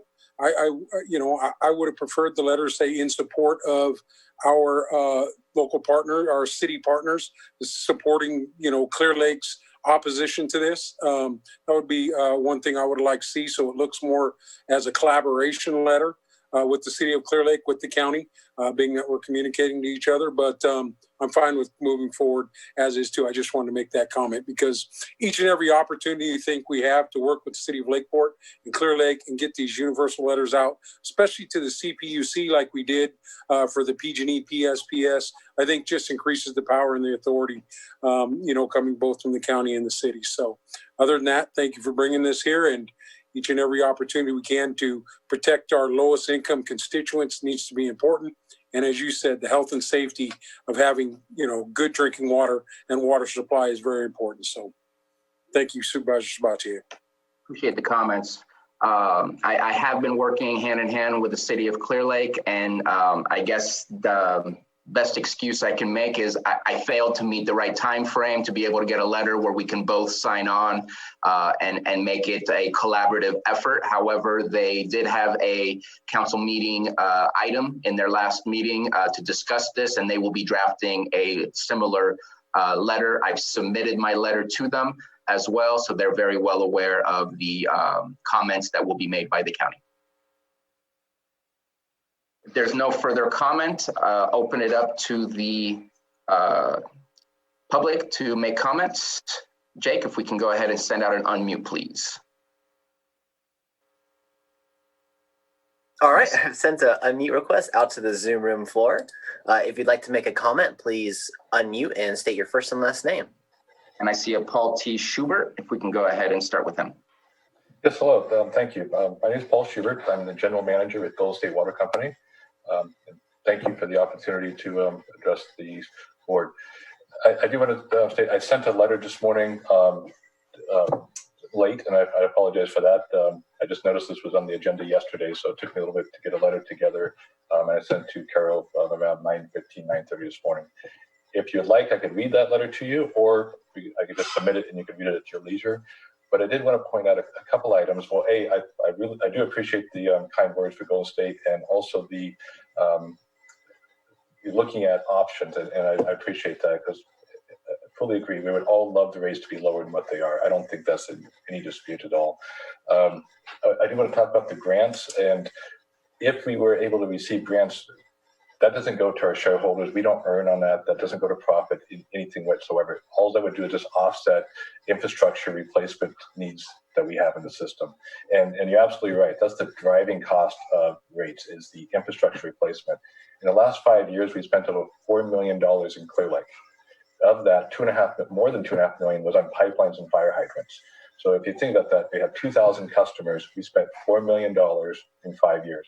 That is the majority of that rate cycle there. And we have future improvements. As you said, there's never going to be enough funds to do all the system improvements that water systems need. And that's an ongoing challenge we have statewide, nationwide, is our infrastructure. So I really do appreciate your involvement. I appreciate your innovative thinking. Anything you could do to help offset these, we're all for it. And again, we will be looking again at the rate consolidation. We'll try that again in 2023, look at that. We have in our coastal area, we have that in our file right now, where we're trying to consolidate some smaller systems. And hopefully the PUC will support that, because if they do, that will allow us to do the same thing in 2023, which we're required to file every 3 years. So I want to put that out up front. It's not our choice. We have to file every 3 years. And at that time, if they approve our filing this year, the coast, we'll look at doing the same thing in 2023. And I would love to work with you on how that's going to look, and as that gets closer. So can I leave it up to you just for the letter, or would you like me to read the letter? What's your preference to that? If you can send it, number one, absolutely 100%. If you can maybe either summarize the letter or read the important points, just for the fact that public comment is limited to 3 minutes. Wondering if,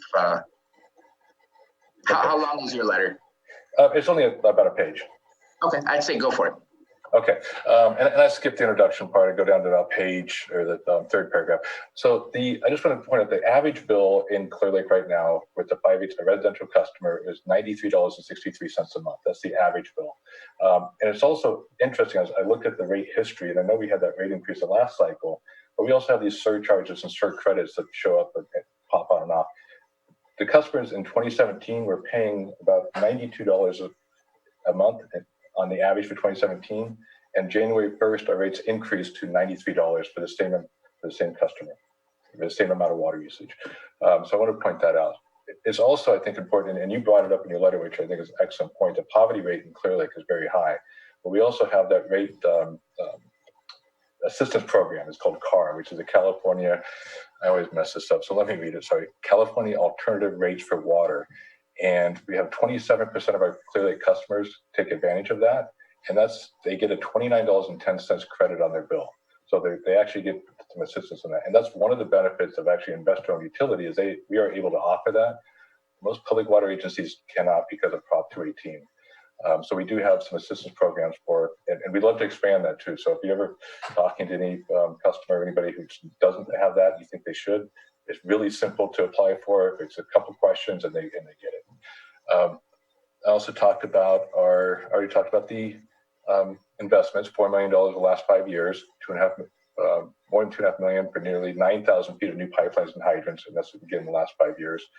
And then I also talked about our looking at the consolidation of rates. So that's pretty much the gist of the letter.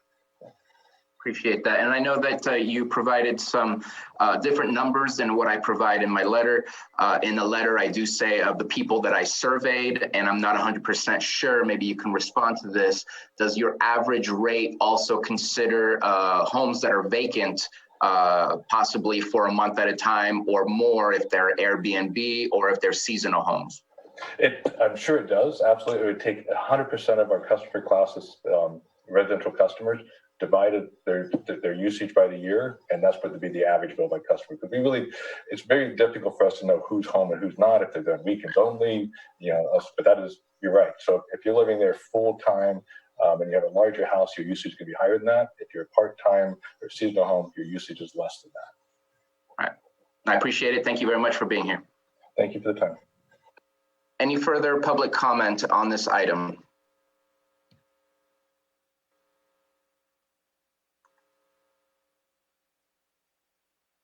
And I did send out a additional unmute request. Okay. Looks like we have no further public comment. Let's go ahead and bring it back to the board. And just wanted to remind the board of the possibility of the addition of adding another potential solution of a regional approach for rates.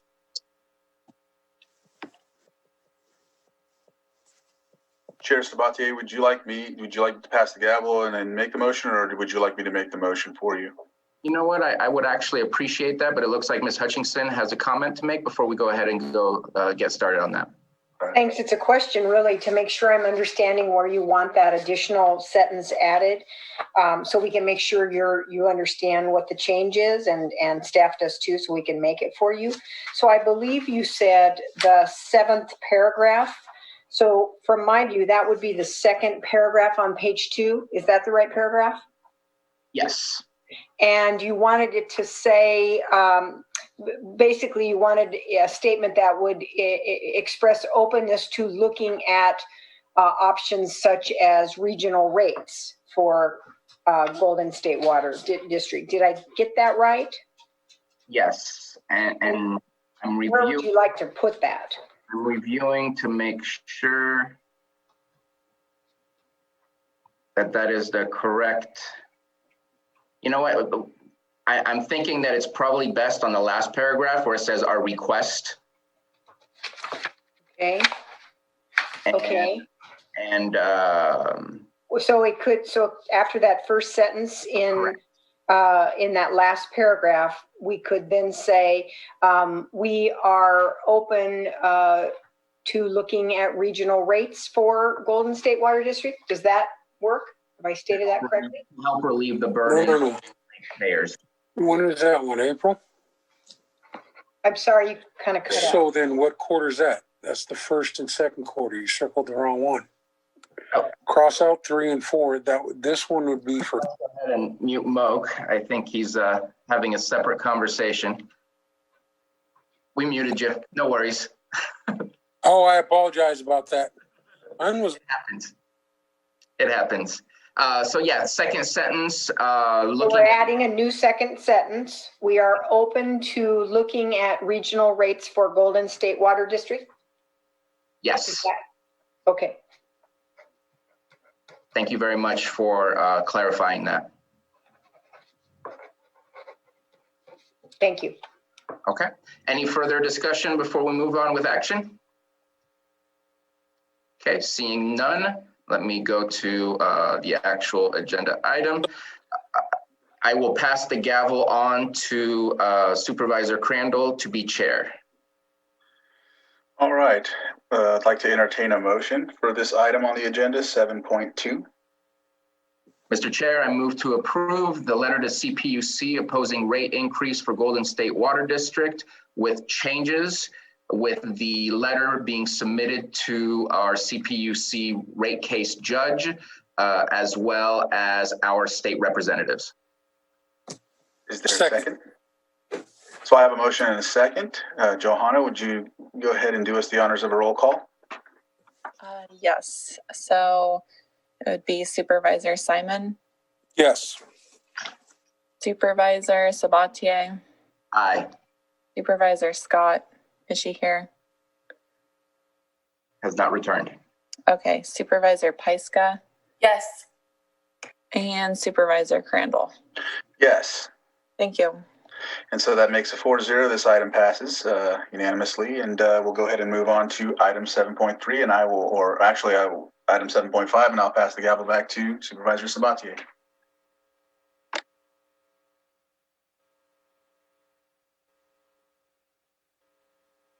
A demonstration of Zoom webinar option for Board of Supervisors meetings, and B, consideration of direction to staff to implement Zoom webinar for BOS meetings. Hopefully you heard me because my internet was unstable at the time. Thank you, Mr. Chair. I did hear you. I hope everyone did. So Matthew Rothstein is going to introduce this item. We've worked with Jake to create a simple PowerPoint presentation for you to illustrate the difference between the regular Zoom, which we're using now, and the option for Zoom webinar. So go ahead, Matthew. Hello, board. Thank you very much for this opportunity to speak to you. I wanted to just say that we greatly appreciate your board's commitment to continuing to work to refine the quality and the accessibility of our public meetings despite the challenges that have been brought by the COVID-19 pandemic.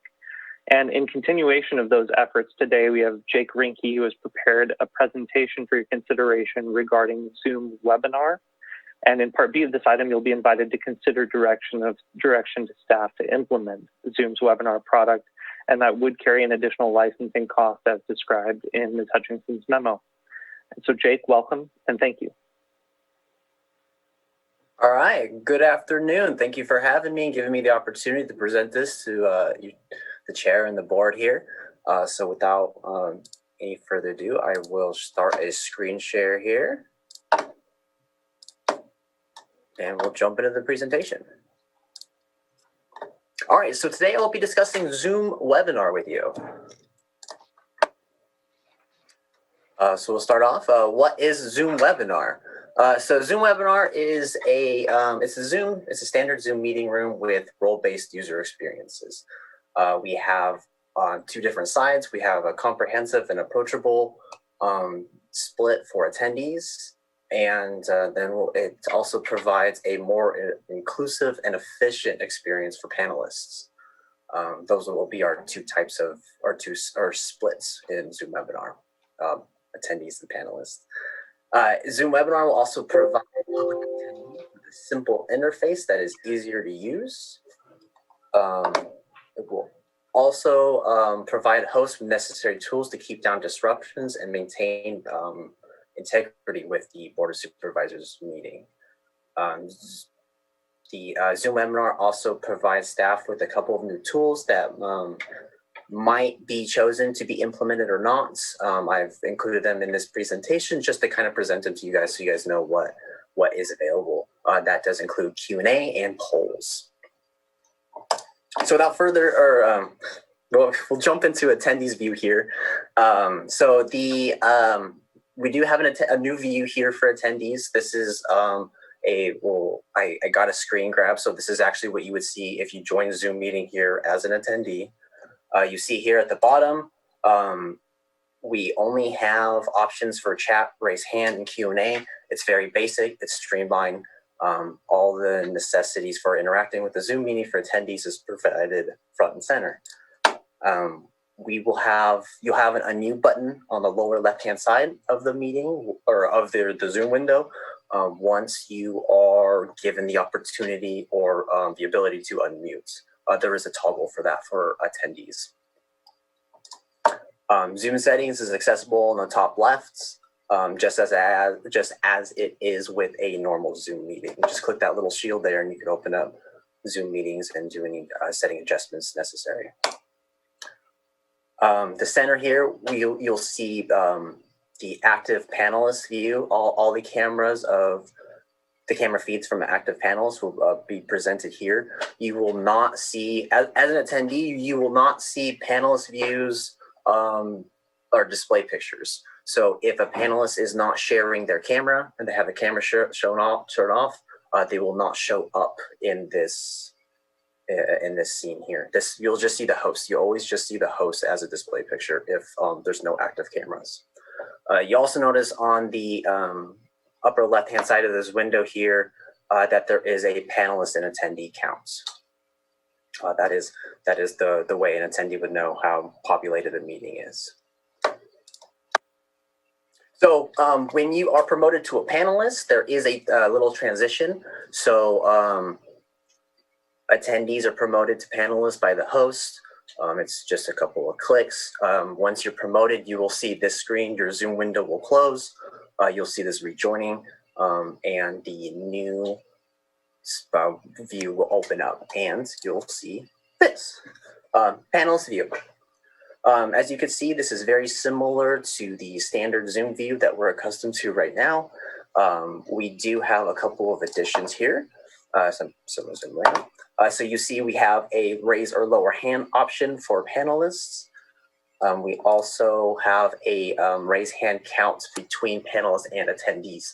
So you'll be able to see the number of panelists that have their hands raised and the number of attendees that have their hands raised. So you can kind of adjust that as you need. And then you'll see the new optional Q&A feature at the bottom here as well for panelists or staff. The panelist video, appears in the center just as normal Zoom. The panelists do see display pictures from other panelists. So they will know everybody that is a panelist in the Zoom meeting. That's different from the attendees view. And so next, we're just going to jump into the host real quick and just kind of check this out. There is some additional things for hosts, but very similar to the panelist Zoom view, there is no transition between being made a host from a panelist. So it's the same window there. We have new optional features. There's polls down there. The host is the only person that is able to start that polling process. We also have some additional controls here for layout views for attendees. This will allow the host to kind of control the way the attendees see the board meeting or the Zoom meeting, sorry. So we can kind of set that to gallery view for everybody or active speaker and kind of toggle it back and forth to kind of maintain like optimal experience for those attending the meeting. So we're going to touch on the Q&A here real fast. I did run through and kind of explore it a little bit. The attendee would click the Q&A button and they will come up with a screen that you see just like this one, where they could type out their question to be asked. They also have an option here to send anonymously. We'll touch on that a little bit more too. Once that question is submitted, any panelist will see a little notification just like that over their Q&A button that's at the bottom of the screen. And if they click on that, they'll see a menu just like this. It will list the questions that have been asked, and you'll be given with an option to either answer it live or type an answer. If a question is answered live, a typed answer can always be followed up. There are some settings to kind of control that the way the questions flow throughout the meeting, you can set the questions so that only answered questions are viewed by the public. So we'll get all of the questions sent in, but only ones that are answered will actually be able to be seen by public participants or attendees.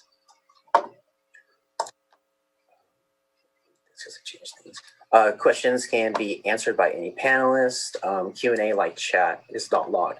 So the Q&A isn't logged. Once, just like Zoom chat, once the Zoom meeting closes down, any logs of Q&A is wiped. So that is kind of lost.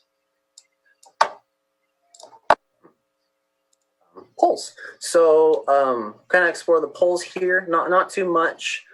This is the poll submission form that you would see if you were the host and you were setting up a quick poll. Chance for a title, ask a question, and you get a couple of spots for answers.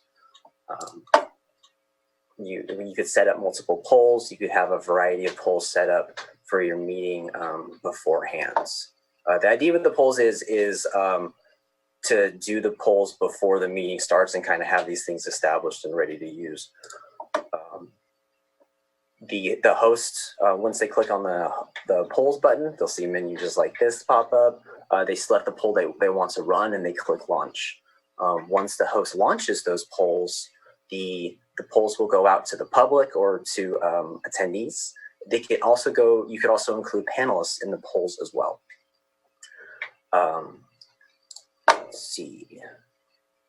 So this is the host polls window. Poll results can be shared once they've been completed. So you can close the poll and then share results, and that will share the results with everybody in the Zoom meeting. A single generic poll can be created and relaunched multiple times. So with that one, I kind of like in this one, I had a generic question asked. It was like, are you in favor of the current item being discussed? And then just yes or no answers. So that would be one way to kind of, question support for an item being discussed if that was an interest of staff or panelists. Poll results are saved on the on the Zoom website. So if you wanted to reference those polls again, they would be available. If a poll is relaunched, or if a single poll is reused and rolled over again and again, only the last results of that poll are saved. All right, so we're just going to touch on some advantages and disadvantages between Zoom Webinar real quick. Advantages, Zoom Webinar, it's very easy to use. It's a lot more straightforward. You don't have that menu navigation that we have now for participants or attendees, to kind of like raise their hand, because right now you kind of have to walk people through a direction to get to that button. Single menu interaction for attendees is fantastic. Everything they need is right there at the bottom. That maintains true for people who join via mobile devices if they happen to use an Android or iPhone. Sorry. Only panelists can share the video. So you only have staff share videos in these Zoom webinars. You won't have public interruptions with shared video or any video streams. Mute, unmute, share screen, and raise hands, all available for staff. That's new, that's neat. I know that's a very requested thing. When we use the co-host status to allow staff to unmute themselves, they actually can't raise their hand. And I know a lot that's been brought to my attention a couple times. So. Host control for public participants. There's a lot of will we be able to control or adjust the view for public participants with this, so we could kind of make sure that people are getting the optimum viewing experience for the Zoom meeting. I did actually walk someone through activating gallery view the other week, and she was surprised how much more efficient it was to view the Zoom meeting that way. And she said that she wished she knew about that ahead of time or before. So we've been doing these for a year now, and people still aren't finding all of the different ways they could interact with the Zoom meeting. So anything that we could do to improve that, I think is great. Some disadvantages, right off the bat, attendees can't share video. And I know that is a concern that's kind of shared, but that's just what it is. Attendees cannot see list of panelists, so they are kind of left. It does kind of feel like you're in a dark room watching a TV. While as when you're in the Zoom webinar, you have everything right in front of you. You have the gallery, you see all the people, you see the public participants, you see the panel or the staff and all that stuff. But it's just one big giant mess, so it's all there. Another disadvantage: panelists with no video enabled or hidden from attendees. That might not be desired, but it also kind of enables us to it enables us to maintain the current conversation and make sure that if your video is on, you're involved in that conversation, and there's no like space taken up by someone else's name being in that conversation, or kind of wondering if they're ever going to jump in or not. The people in front of you will be the ones discussing things for you. The unmute all option doesn't apply to attendees. I did put an asterisk on this. There is a way to make that work. Super convoluted and complicated, but if we wanted to do it, it is possible.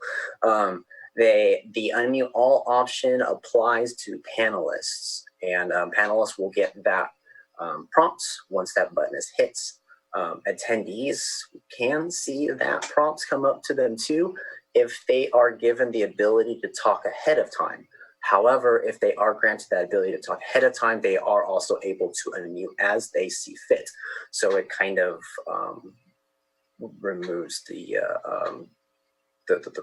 use case for us with that. And real quick, you can interrupt. That's already the current status for when you send out an unmute, is that somebody can hold on to that unmute continuously. So it's not a new thing. It's the same problem that you would have today. Yeah, very much so. To continue, public attendees can't see other attendees to be offered. They can only be offered a count of panelists or attendees. Once again, kind of a little bit more lonely feeling, maybe a little bit more in the dark. If you're in the Zoom meeting, you don't see your peers, right? So as an attendee, you don't see who else is in there with you. Another disadvantage, probably one of the larger ones, is the participant capacity is limited based on the license. We currently don't have that issue. And right now, as many people as we wanted to come to Zoom can come into Zoom. Eventually, there is the possibility of technical difficulties that come up with higher Zoom room counts. But aside from that, we don't have any sort of restrictions. With this, we could, like, if we get the cheapest license, the $100, I shouldn't say cheap, sorry. If we get the $100 license, that would limit us to 100 participants in the Zoom meeting. So I know we've had a couple of days where we had more people in the Zoom room, and that count's been up to like 116, 130. That wouldn't fly with only being able to allow 100 people in the Zoom room. Right, next slide. Zoom webinar, why switch? Security. Did I mention security? This is very important. Zoom webinar offers a preventative threat deterrence, where standard Zoom only offered reactive threat deterrence. What does that mean? It means that we can root out the possibility of any inappropriate acts before they would happen. With our current setup for Zoom, I can only address an issue once it's already become an issue. I can remove somebody in the room once they become inappropriate or show inappropriate behavior, but we can't do anything to limit that behavior ahead of time. Zoom webinar also allows us to remove the excessive use of the co-host status. Currently, we use co-host to give people the power to mute themselves, and manage the mute status, share the video, share screen, stuff like that, because that is we had to go that far to disable everybody from being able to do whatever they want. But with that, the co-host also has the power to remove people from the Zoom room. They also have the power to mute people. They have power to do breakout. They can, there's a lot of different things that a co-host can do. And removing excessive use of that will cut down on any sort of accidents or weird things that might be happening in the Zoom room. Because if you're looking at that participants window, that thing shifts and changes as people come and go. So you might think you're doing one thing, go to click it, and next thing you know, that shift to someone else's name and you just accidentally muted somebody. I mean, it happens. Limited controls for public means less shifting through menus. And making things easier for people to access is always going to be a benefit. Like we have the attendee window will have everything they need to do to participate with the meeting right there in front of them. They'll be able to raise their hand as you know, whenever they need to, and they can chat to reach. We do limit chat, so it only goes to the host, so they'll be able to chat with me and ask any questions they need to be asked right there, very conveniently. Staff can flag interest to speak with the board without interruption with this. The staff being able to raise their hand, I think is very beneficial for us too. And I think the board will benefit from that option as well. Zoom webinar offers additional clarity. Only staff will be able to share a video. No unintended video shares. You know, we won't have people join Zoom meetings and then turn their video on.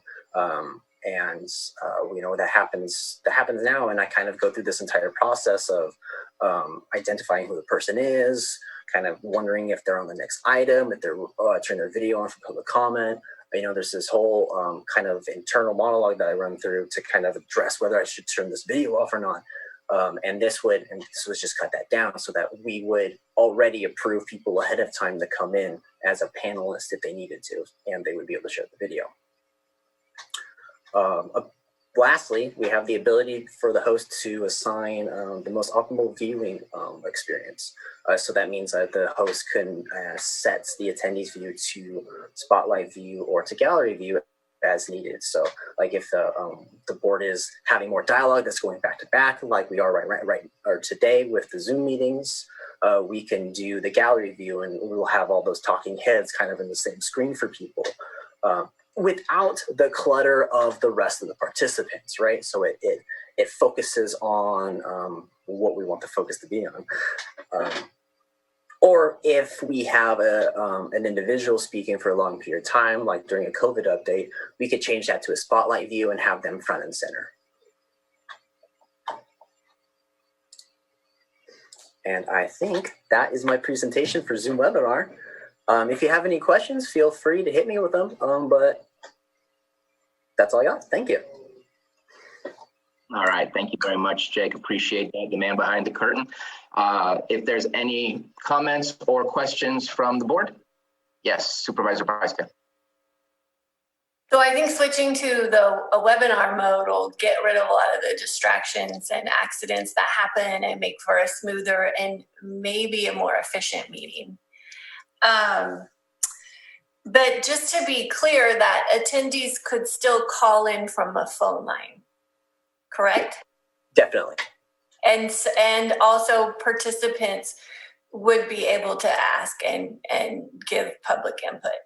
Yes. Yeah. Okay. So there would be like a little bit of a quirk to figure out for phone participants because they still wouldn't be able to raise their hand. But given how many phone participants we typically have in the Zoom meeting, that wouldn't be too complicated to kind of offer them an unmute request one by one. Additionally, there are controls for phone participants to both raise their hand and unmute themselves. They can use, I believe it's *6 to unmute themselves and *9 to raise their hand.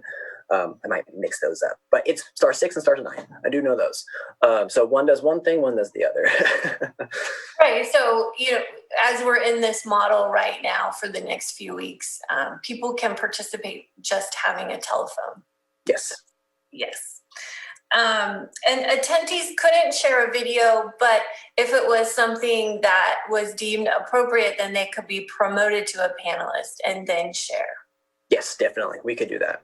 And I mean, technically we could do that for every part or for every attendee that wants to speak. It's just, it adds a little bit of lag time between getting them in, making them a panelist, waiting for that, you know, that little transition, waiting for their Zoom to unload. They probably have to check their audio again.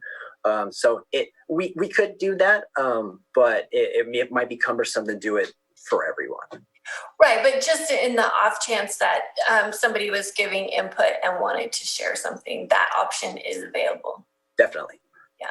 So with the list, does it show the list of attendees or participants, or is that list going to be blank? So because it won't show up as a participant in the grid, but I'm just wondering if it's still possible to see, be able to identify who is on the call. Right. So as an attendee, when you are looking at the Zoom, like that Zoom window, or like what we're looking at now, you would only see panelists who have their videos on. And then you would have a count of how many panelists are actually active in the Zoom meeting, of panelists and attendees. So if like in this case here, we have maybe 10 co-hosts set up right now. Only, let's see what we got, 7 of us sharing video. So we'd have 7 heads with a count of 10 panelists. So it's a little varied for panelists because the panelists, yourself, the board staff, they would see all of the panelists in the Zoom meeting, right? Whether or not they have their videos on. But an attendee, would they be able to open the participants window and just see the list, the list of names? No. There's no list for them. Okay. Just that count. That's all they get. If the count and then who's sharing their video, that's all they get to see. Any further questions from the board? So I think that the most important thing is, in my mind, is that the public continuously gets to see us, that we try to replicate what a normal board chamber experience is like, where we would be sitting at a dais and they can sit down in their seats and they can watch us, because there's body language as well as the comments that we make that I think is important in how we're conducting ourselves in any of these meetings, whether it's virtual or live. And so I think that the grid view being available and having all supervisors at all times being viewable is important to me, so that the public really gets the full feel of each agenda item that we're going through. I know that we've all had some personal experiences with Zoom that we're grateful for what you do, Jake, because you jump right on top of these things when they pop up. But the fact is they pop up.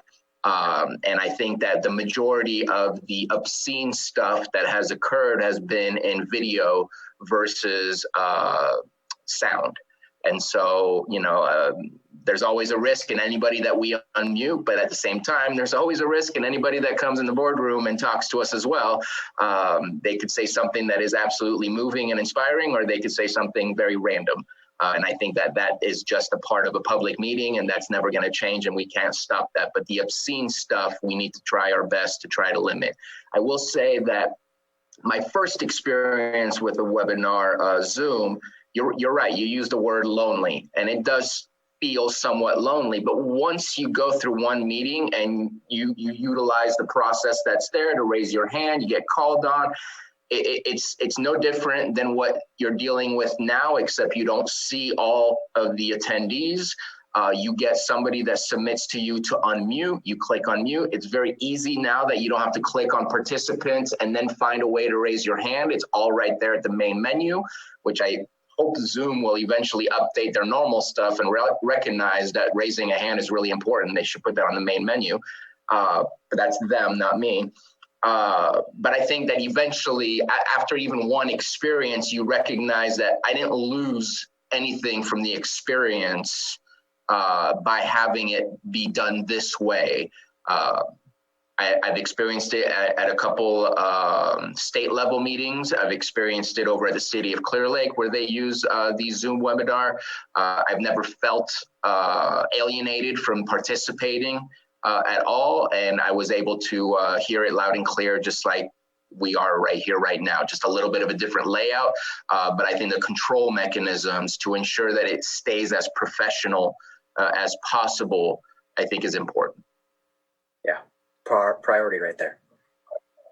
All right, Supervisor Pyska, you had something else? I did have one more question. So you mentioned that the low tier for the licensing for 100 users is $100. Is that monthly? Is that annual?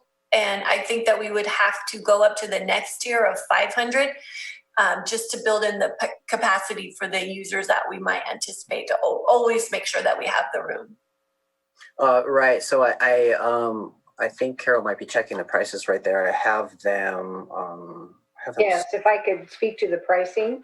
So it's my understanding that presently our IT department pays about $17 a month for all county Zoom use. Is that right, Jake? For like the board that yes, this county Zoom use. Okay. 70 or 17? 17. 17. And so if we upgrade to Zoom Webinar, the cost would be $49.98 per month. So it does go up. That's up to the 100 participants. If we go up to 500 participants, the cost is about $133 a month. And the question I would have for you, Jake, I think I've seen this happen on the spot. 100, we haven't had a time yet where we had 100 participants, but we would welcome that. We've gotten close in the 80s. So Jake, what if we were in a situation where we were tipping that 100 balance? Could we upgrade on the spot? I think I've experienced that when I was in other webinars that got overloaded. We might be able to, in that situation, the webinar license is associated with the account with pretty much a checkbox in the user field when we go into our admin console. So they might have already had the 500 license on their account, and they just kind of associated with that person right then and there. I would expect a delay in requesting the 500 licensing and everything being approved and Zoom doing what they need to do to kind of start charging us and allow that access to our account. All right, thank you. So then no, probably not. I don't think so, but I'm not sure. So as I look back over the time we've been in Zoom, though, I can't think of a time where we tipped 80 by much, but it's certainly possible. We've been getting so much more participation during these days. There has been when we had it a couple of times when Granicus broke, and that was the instance where we had more Zoom participants when we were telling people to join Zoom to see the board supervisors meeting, not just to participate with it. That was when we had a larger, way early on too, when all the COVID stuff for the masking was really controversial. So that was during the heavier times, yeah. And I would say, and please, I'm not trying to put anybody on the spot, and I love the fact that we have staff that want to be involved and listen in to the conversation, but we have a lot of staff that on a regular basis sign into Zoom but never participate at all. And I think we need to help lead them in the right places where they can listen, but not take up a spot on Zoom so that we don't have to breach that 100. Because I love the fact that our staff wants to be up to date on what's happening and what decisions are being made. But if you're not participating, we have other options to ensure that is available for them, like Granicus itself on our website or Facebook or other means. So I think that we need to try to inform and educate our staff on the other ways to do it so that only those that are going to speak and only those that are presenting and the public who wants to speak will be on the Zoom account. Any other comments from supervisors on this? Supervisor Crandall? Who's experiencing a mute issue? My computer kicked me off on accident, so I had to get back on. Just a question about, I know it goes from either $16 right now that we're currently paying to $49, which is about $30 worth of variance. Just want to make sure, and I'm confident that we can, ensure that the funds to be paid for the higher amount could be utilized by some of the CARES Act funding or something of that nature. So it's not a burden that's on the taxpayers or something like that. I just wanted to ask that or see if that's something that we're looking at. Yes, it could, as long as CARES Act funds are in play. And hopefully there will be more of that sort of funding coming our way. But yes, the answer. Okay. All right. Thank you. And my response to you, Supervisor Crandall, is let's say we do the 500 participants at $133 over the course of 10 months, just to keep the math easy, that's only $1,300 for the year. And so add another 2 months, we're looking at $1,500 or something like that. And then have a efficient, because for the public's sake, it's good for us to be efficient in what we're doing because we don't want to waste their time. We don't need them to see things that they don't need to see or hear things that they don't need to hear. And so I think for that price, we're not looking to break any bank whatsoever. Thank you for that. I just hear the taxpayers in my mind saying, wait. Right. Any other comments before we open it up for the public? Supervisor Simon, you unmuted? No, I just think that it is at this time just an education process. I'd like to hear what the public says. I know our staff, Carol and Matthew and everybody have been working on this for a while.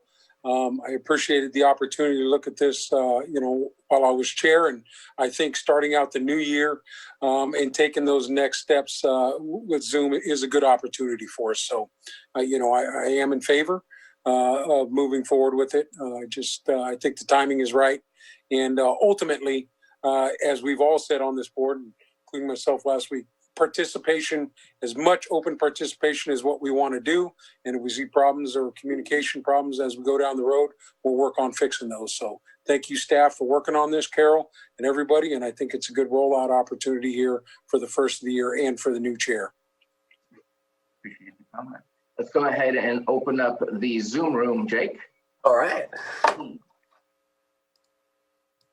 Okay, so I've sent a unmute request out to the Zoom room floor. If you'd like to make a comment, please unmute and state your first and last name.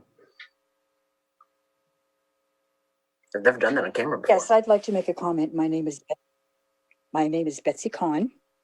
And I don't think any of you, perhaps Mr. Runke, but the rest of you will probably not be terribly surprised to learn that I would not be in favor of going to this other model. The reason being that as a member of the public, it is very important to me to be able to see who else is in fact paying attention to the board meetings. The ability to understand how many staff people are in attendance, whether they're actually closely watching this or not, makes a big difference, because the number of subjects that come up that I can then turn to, let's say, Crystal Barkatan and say, oh, did you happen to notice when Dr. Pace said XYZ? This is something that we need to pay attention to. That facilitates my interaction with everybody in the government. And I do not use that interaction frivolously, as you probably all understand. It's for the purpose of informing and educating the public on our community radio station, among other outlets. Also, I wanted to comment, Bruno, you couldn't have given me a greater spark for my response, although I was kind of starting to really debate with myself whether I should even say anything. But your comment, I thought this was just amazing when you said, well, there are times we don't need them to see anything that they don't need to see, or hear anything that they don't need to hear. The Ralph M. Brown Act intent says us to know, and what is not good for us to know. We hold that sovereignty and expect you to be able to provide that openness to us. Now, this is something that I can hear Jake going, oh, this would be so much easier because then we wouldn't have all this interference. I haven't been a religious follower of the supervisors' hearings, but since you converted to Zoom earlier this last year, I have found this to be tremendously helpful. I pay close attention to the folks that are involved when a particular button subject comes up. I give significant attention to the content of your agendas every week, and I talk about them on our Sunday afternoon radio program, try to get people involved, let them know how a particular action might affect their community. So to me, having the openness is worth the interference. I don't know if somebody has put something obscene on your video screen, but we're all adults and I think we can probably handle the shock while Jake gets a grip and takes it off. That having the comfort on your side to have more control sacrifices the benefit of the purpose of the Ralph M. Brown Act. So thank you very much for hearing me. Thank you, Betsy, for your comment. And just to clarify, the idea is not to control what's being said, but obscene, which has happened, pornographic imagery being displayed during our meetings. I don't care what the Brown Act says or any other law. That is not what we are here for. That is absolutely inappropriate and unacceptable. As far as people saying whatever they need to say, they have the ability to say those things. But if they start saying obscene things as well, I think we would stop them already if it was in a meeting here, and we would do the same thing. But some of the stuff that we've seen is just inappropriate, and it would not halt or prohibit people from expressing themselves like they would in a normal meeting. I think that there needs to be, basically we've married our public meetings with the internet, and the internet is lawless. And so we need to build some form of platform to allow us to do what we're supposed to do and follow the laws that we're asked to follow by making it an open public meeting, but also prohibiting those types of obscene situations that typically do not ever occur. I don't know one time that anybody can recall pornographic imagery being brought up in a public meeting in real life. This is a different situation, and we need to figure out how to handle that. And I agree, we should be as open and transparent and available as possible, but that is not, in my mind, what open and transparent and available means, that people can do that for our meetings. And it distracts from the true business that we're doing here for the people. So I think that I respectfully agree and disagree with your comment. I think that we would not change or prohibit any kind of expression whatsoever. Supervisor Pyska, I saw you unmute. Yes, and I understand as well, Betsy, that I like to see who else is participating in the meeting, but we can't see who's watching through Granicus or on Facebook. So we only have access to the people that we can see via Zoom. So it doesn't really give us an accurate count of who is participating in the meeting or who's watching the meeting. In the days of the meetings being in the boardroom, the understanding was all of the staff and department heads were likely watching in their offices and would come down to the boardroom when they had something to speak on. So it is understood that everybody's watching the meetings, they just may not be in Zoom. And so if we go to the webinar experience where we're not able to see who each attendant is, we still understand that they're following and watching. And so I was just told that we have our videographer, Sam Houston, who would like to make a comment. Oh, yes, thank you. I just wanted to just point or make a few points of clarity. One is that when viewers are watching on the social media, Facebook or Granicus, that they are seeing a delayed version. So it is anywhere from 15 milliseconds to 30-second delay. So that doesn't give them the kind of time to be able to respond. They're responding behind an item. So I just wanted to bring that to your attention so that we're just aware of that. And then the other item was just so, and maybe Ms. Grant could address this, as long as we're seen as we're providing transparency, which it sounds like we're doing, but it's just a point that comes up as I'm thinking about this and looking at some of the comments that are being made. That's it. Thank you. Mr. Chair. Yes, Ms. Graham. It's getting very difficult to hear everybody, and I'm just upstairs. So,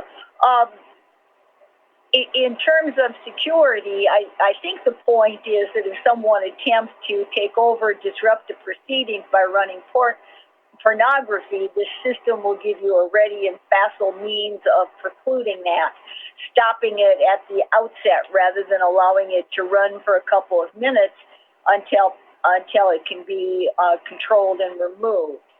Obviously, the essence of the Brown Act is transparency and public participation. So no facet of this system may in any way compromise that. But to prevent disruption of the meeting is a separate analysis, and one that certainly someone hijacking a meeting to show a porno reel would be considered to be doing.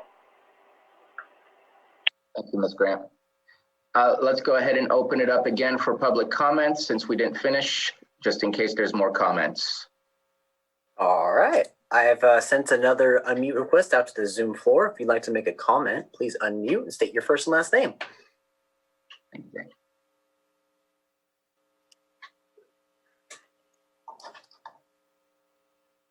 Okay, hearing none, let's go ahead and bring it back to the board. I believe that we are looking for direction for the, it doesn't actually, yeah, possible direction to staff. Direction to staff, any comments?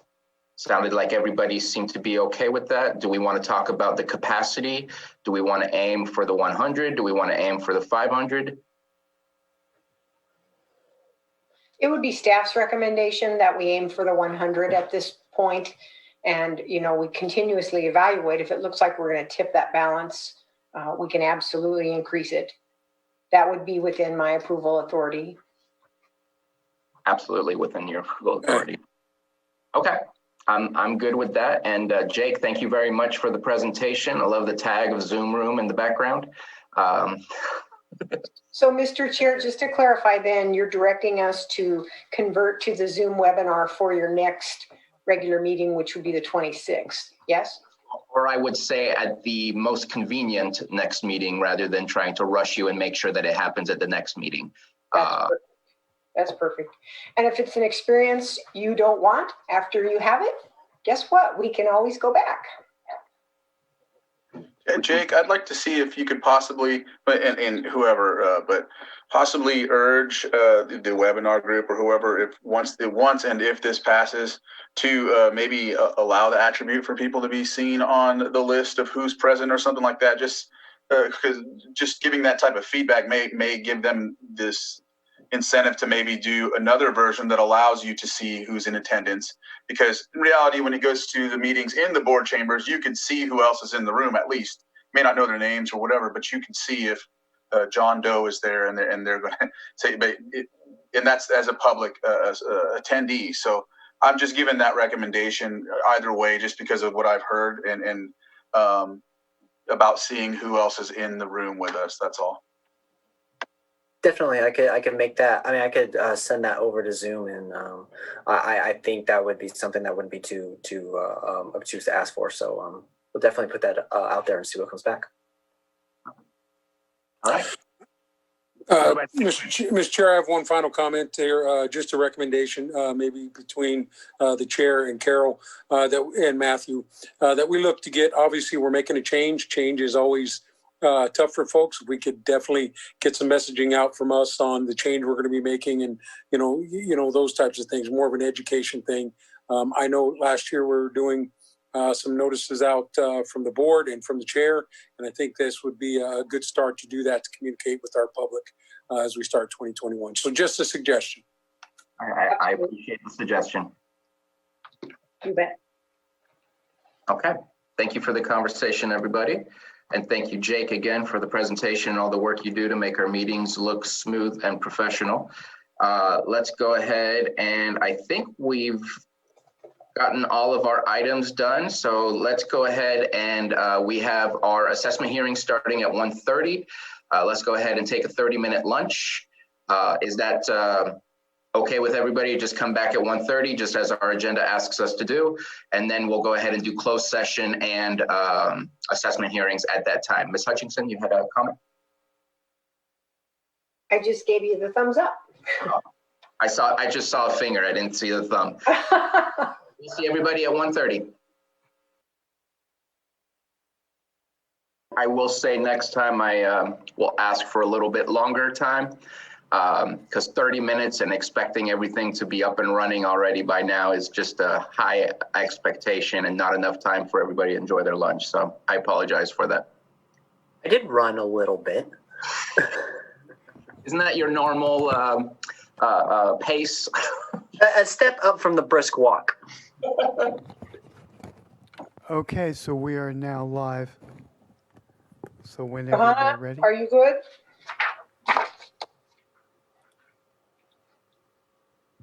I don't think she can. She's Can here, you but hear me now? there it is. And I assume Anita's got her audio on? I'm present. Perfect. It's all yours, Mr. Chair. And it looks like all supervisors are back.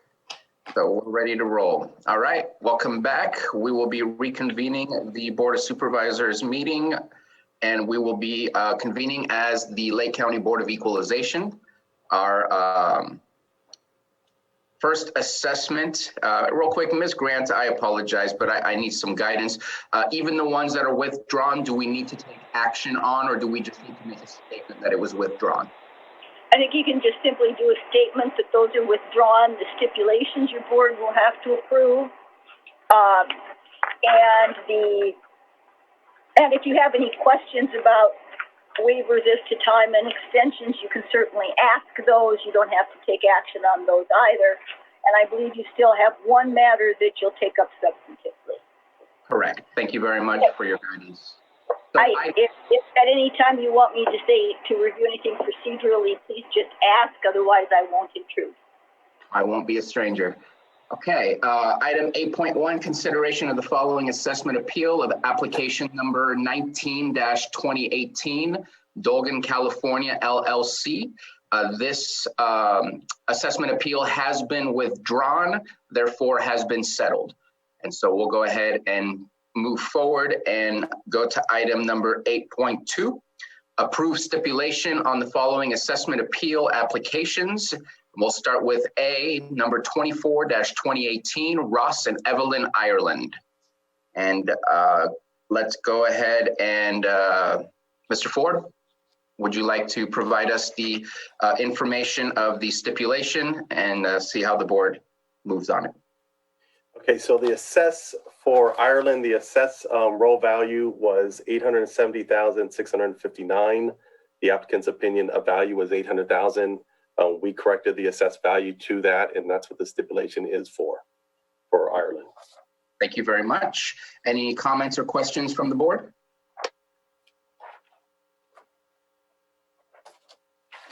No. Okay, let's go ahead and Jake, can we please open up the Zoom room to see if anybody has any comments on that stipulation?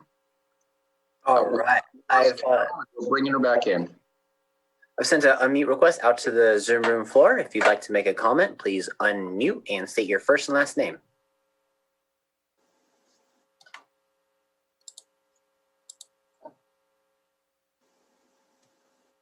Okay, hearing none, let's go ahead and bring this back to the board for action.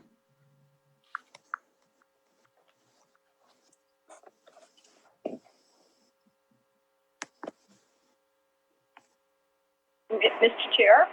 Yes.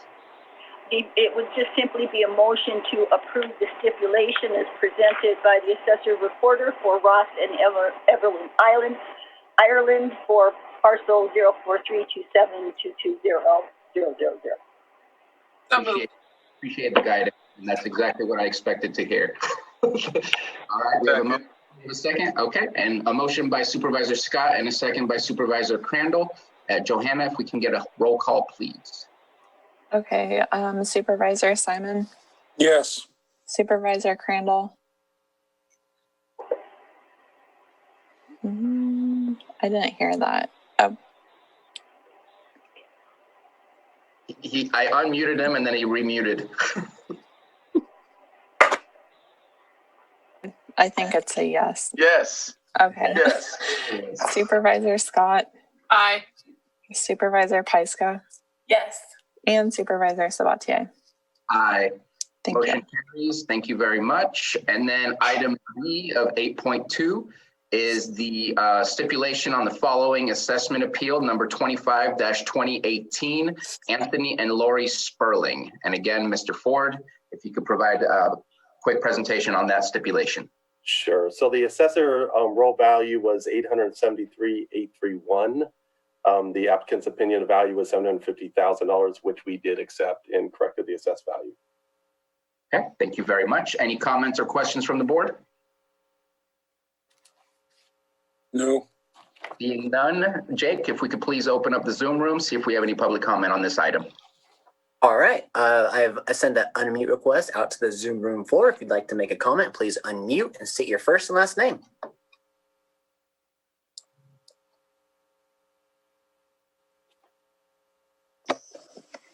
Okay, hearing none, let's go ahead and bring it back to the board for action.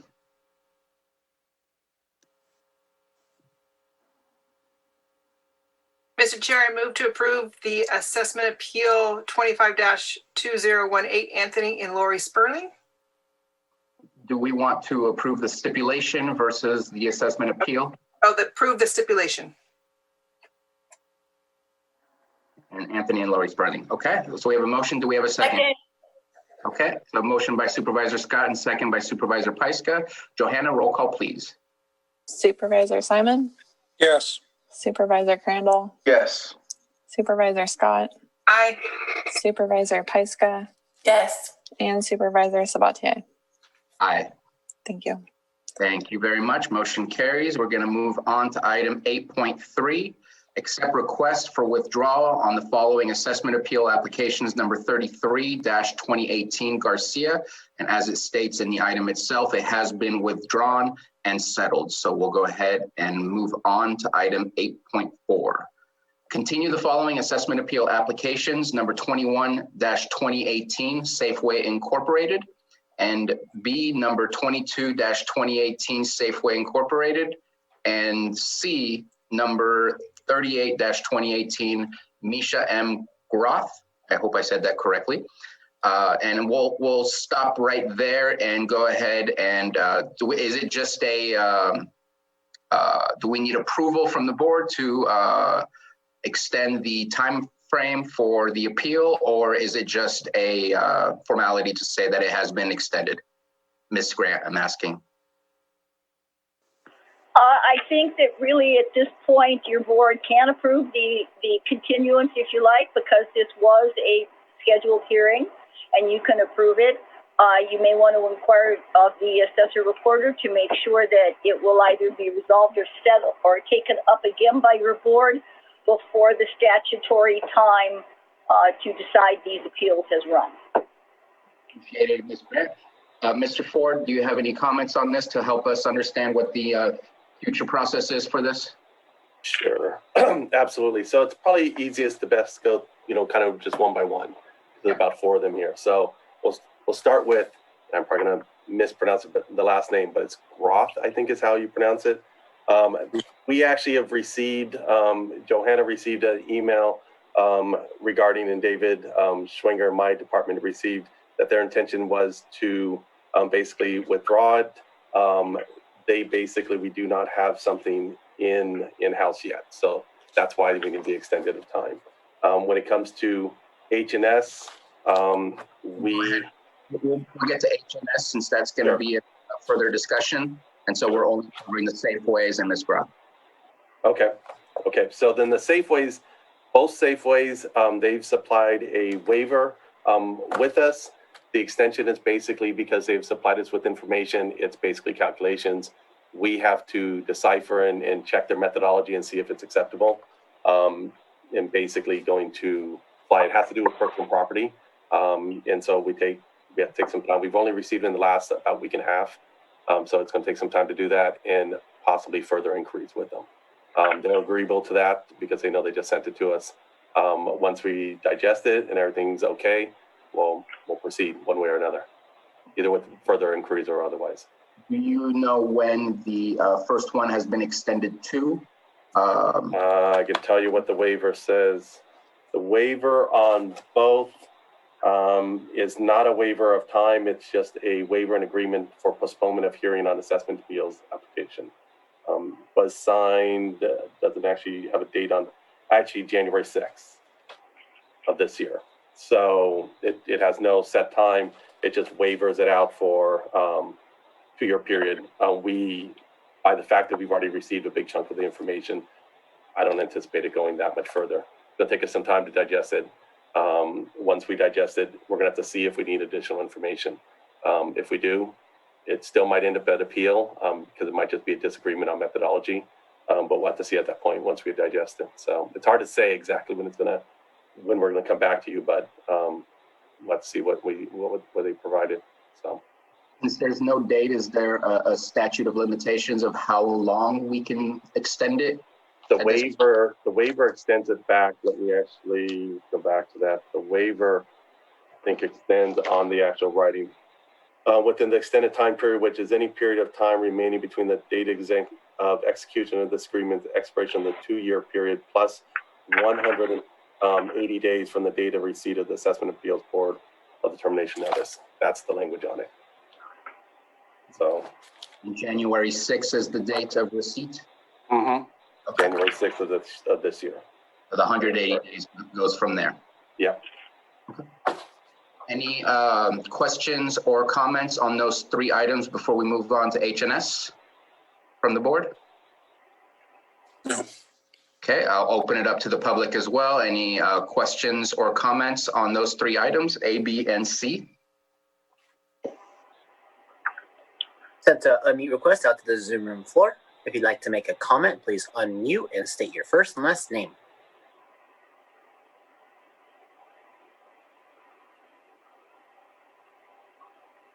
All right, thank you, Jake. Let's go ahead and bring it back to the board and let's move on to item D, number 31, or assessment appeal number 31-2018, H&S Energy. And I believe that we should have somebody representing H&S. I don't see them here. Are they here? No, we've got it actually waiver to extend. Oh, is there a waiver to extend that one as well? Yeah, was signed on 1/7/21. To be perfectly honest, at least the agenda I just pulled, at that grouped into 8.4, in addition to the growth, H&S, and both of the Safeways, all within the same item. At least that's what I showed. Yeah, it was all in the same continue the following, but there was no attachment with the extension that was added on. So we were thinking that we were going to have a discussion on this one. So Not a problem. Yeah, I noticed that on some of the attachments that they seem to be missing waivers. I had Dave get with Johanna today, and I actually have it in my possession here. I'm looking at a copy of it. And again, we're looking at 180 days maximum past the 1/7 date that you received the waiver. Yeah, I'm trying to see if it's a different version of a waiver, but I think it still calls out, I think 180, either 180 or 120. Then 20 days of the application. This actually calls out 120, but it is a different version of a waiver. But I also don't think it's possibly even going to go that far. So. And I know that with the process, we have a 2-year process, and if we extend further than the 2-year process, then it automatically downgrades to whatever they're offering that the value should be. And I just want to make sure that we don't accidentally, I want to make sure the waiver is correct so that we don't put ourselves in a position where we're just approving something by default. Yeah, this particular waiver calls out 120 where the previous one called out 180, but it has been submitted and it is dated 1/7. So at least according to what it's calling out here, it's 120. Okay. Well, that looks like that covers all of the assessment appeals. I just want to check in real quick with Ms. Grant. Are we good to move forward? Everything seems to be in place for the extensions, the approval of stipulations and withdrawals. Are we good? Yes, sir, I think so. The 2-year, I believe it's a 2-year statute of limitations under our Revenue and Taxation Code, or Rich Ford can correct me if I'm wrong on this citation, which the 2 years runs from the time the application, the assessment appeal application is filed, and then the additional time is pursuant to the terms of the waiver, which you just described. So, as long as the waiver is complete and comprehensive, then your board should still have sufficient time, as will the assessor recorder, to conclude these. I just want to ask the board in case there's any question of the process, if you have anything. No. Okay, seems pretty cut and dry. So that finishes up our 8.4, and that finishes the rest of our agenda other than our closed session at this moment in time. So we will be going to a breakout room for our close. Thank you very much, guys, for presenting today, and we'll see how that those end up. Great. Thanks, guys. Mr. Chair, actually, we'll just remain right here and clear the room and continue closed session right here. Okay, and let me go ahead and state the agenda items. First, we have 9.1, conference with legal counsel, existing litigation pursuant to Government Code Section 54956.9D1, Center for Biological Diversity versus County of Lake et al. 9.2, conference with legal counsel, existing litigation pursuant to Government Code Section 54956.9D1, California Native Plant Society versus County of Lake et al. And then we will go out to close, or we will close the room to have closed session.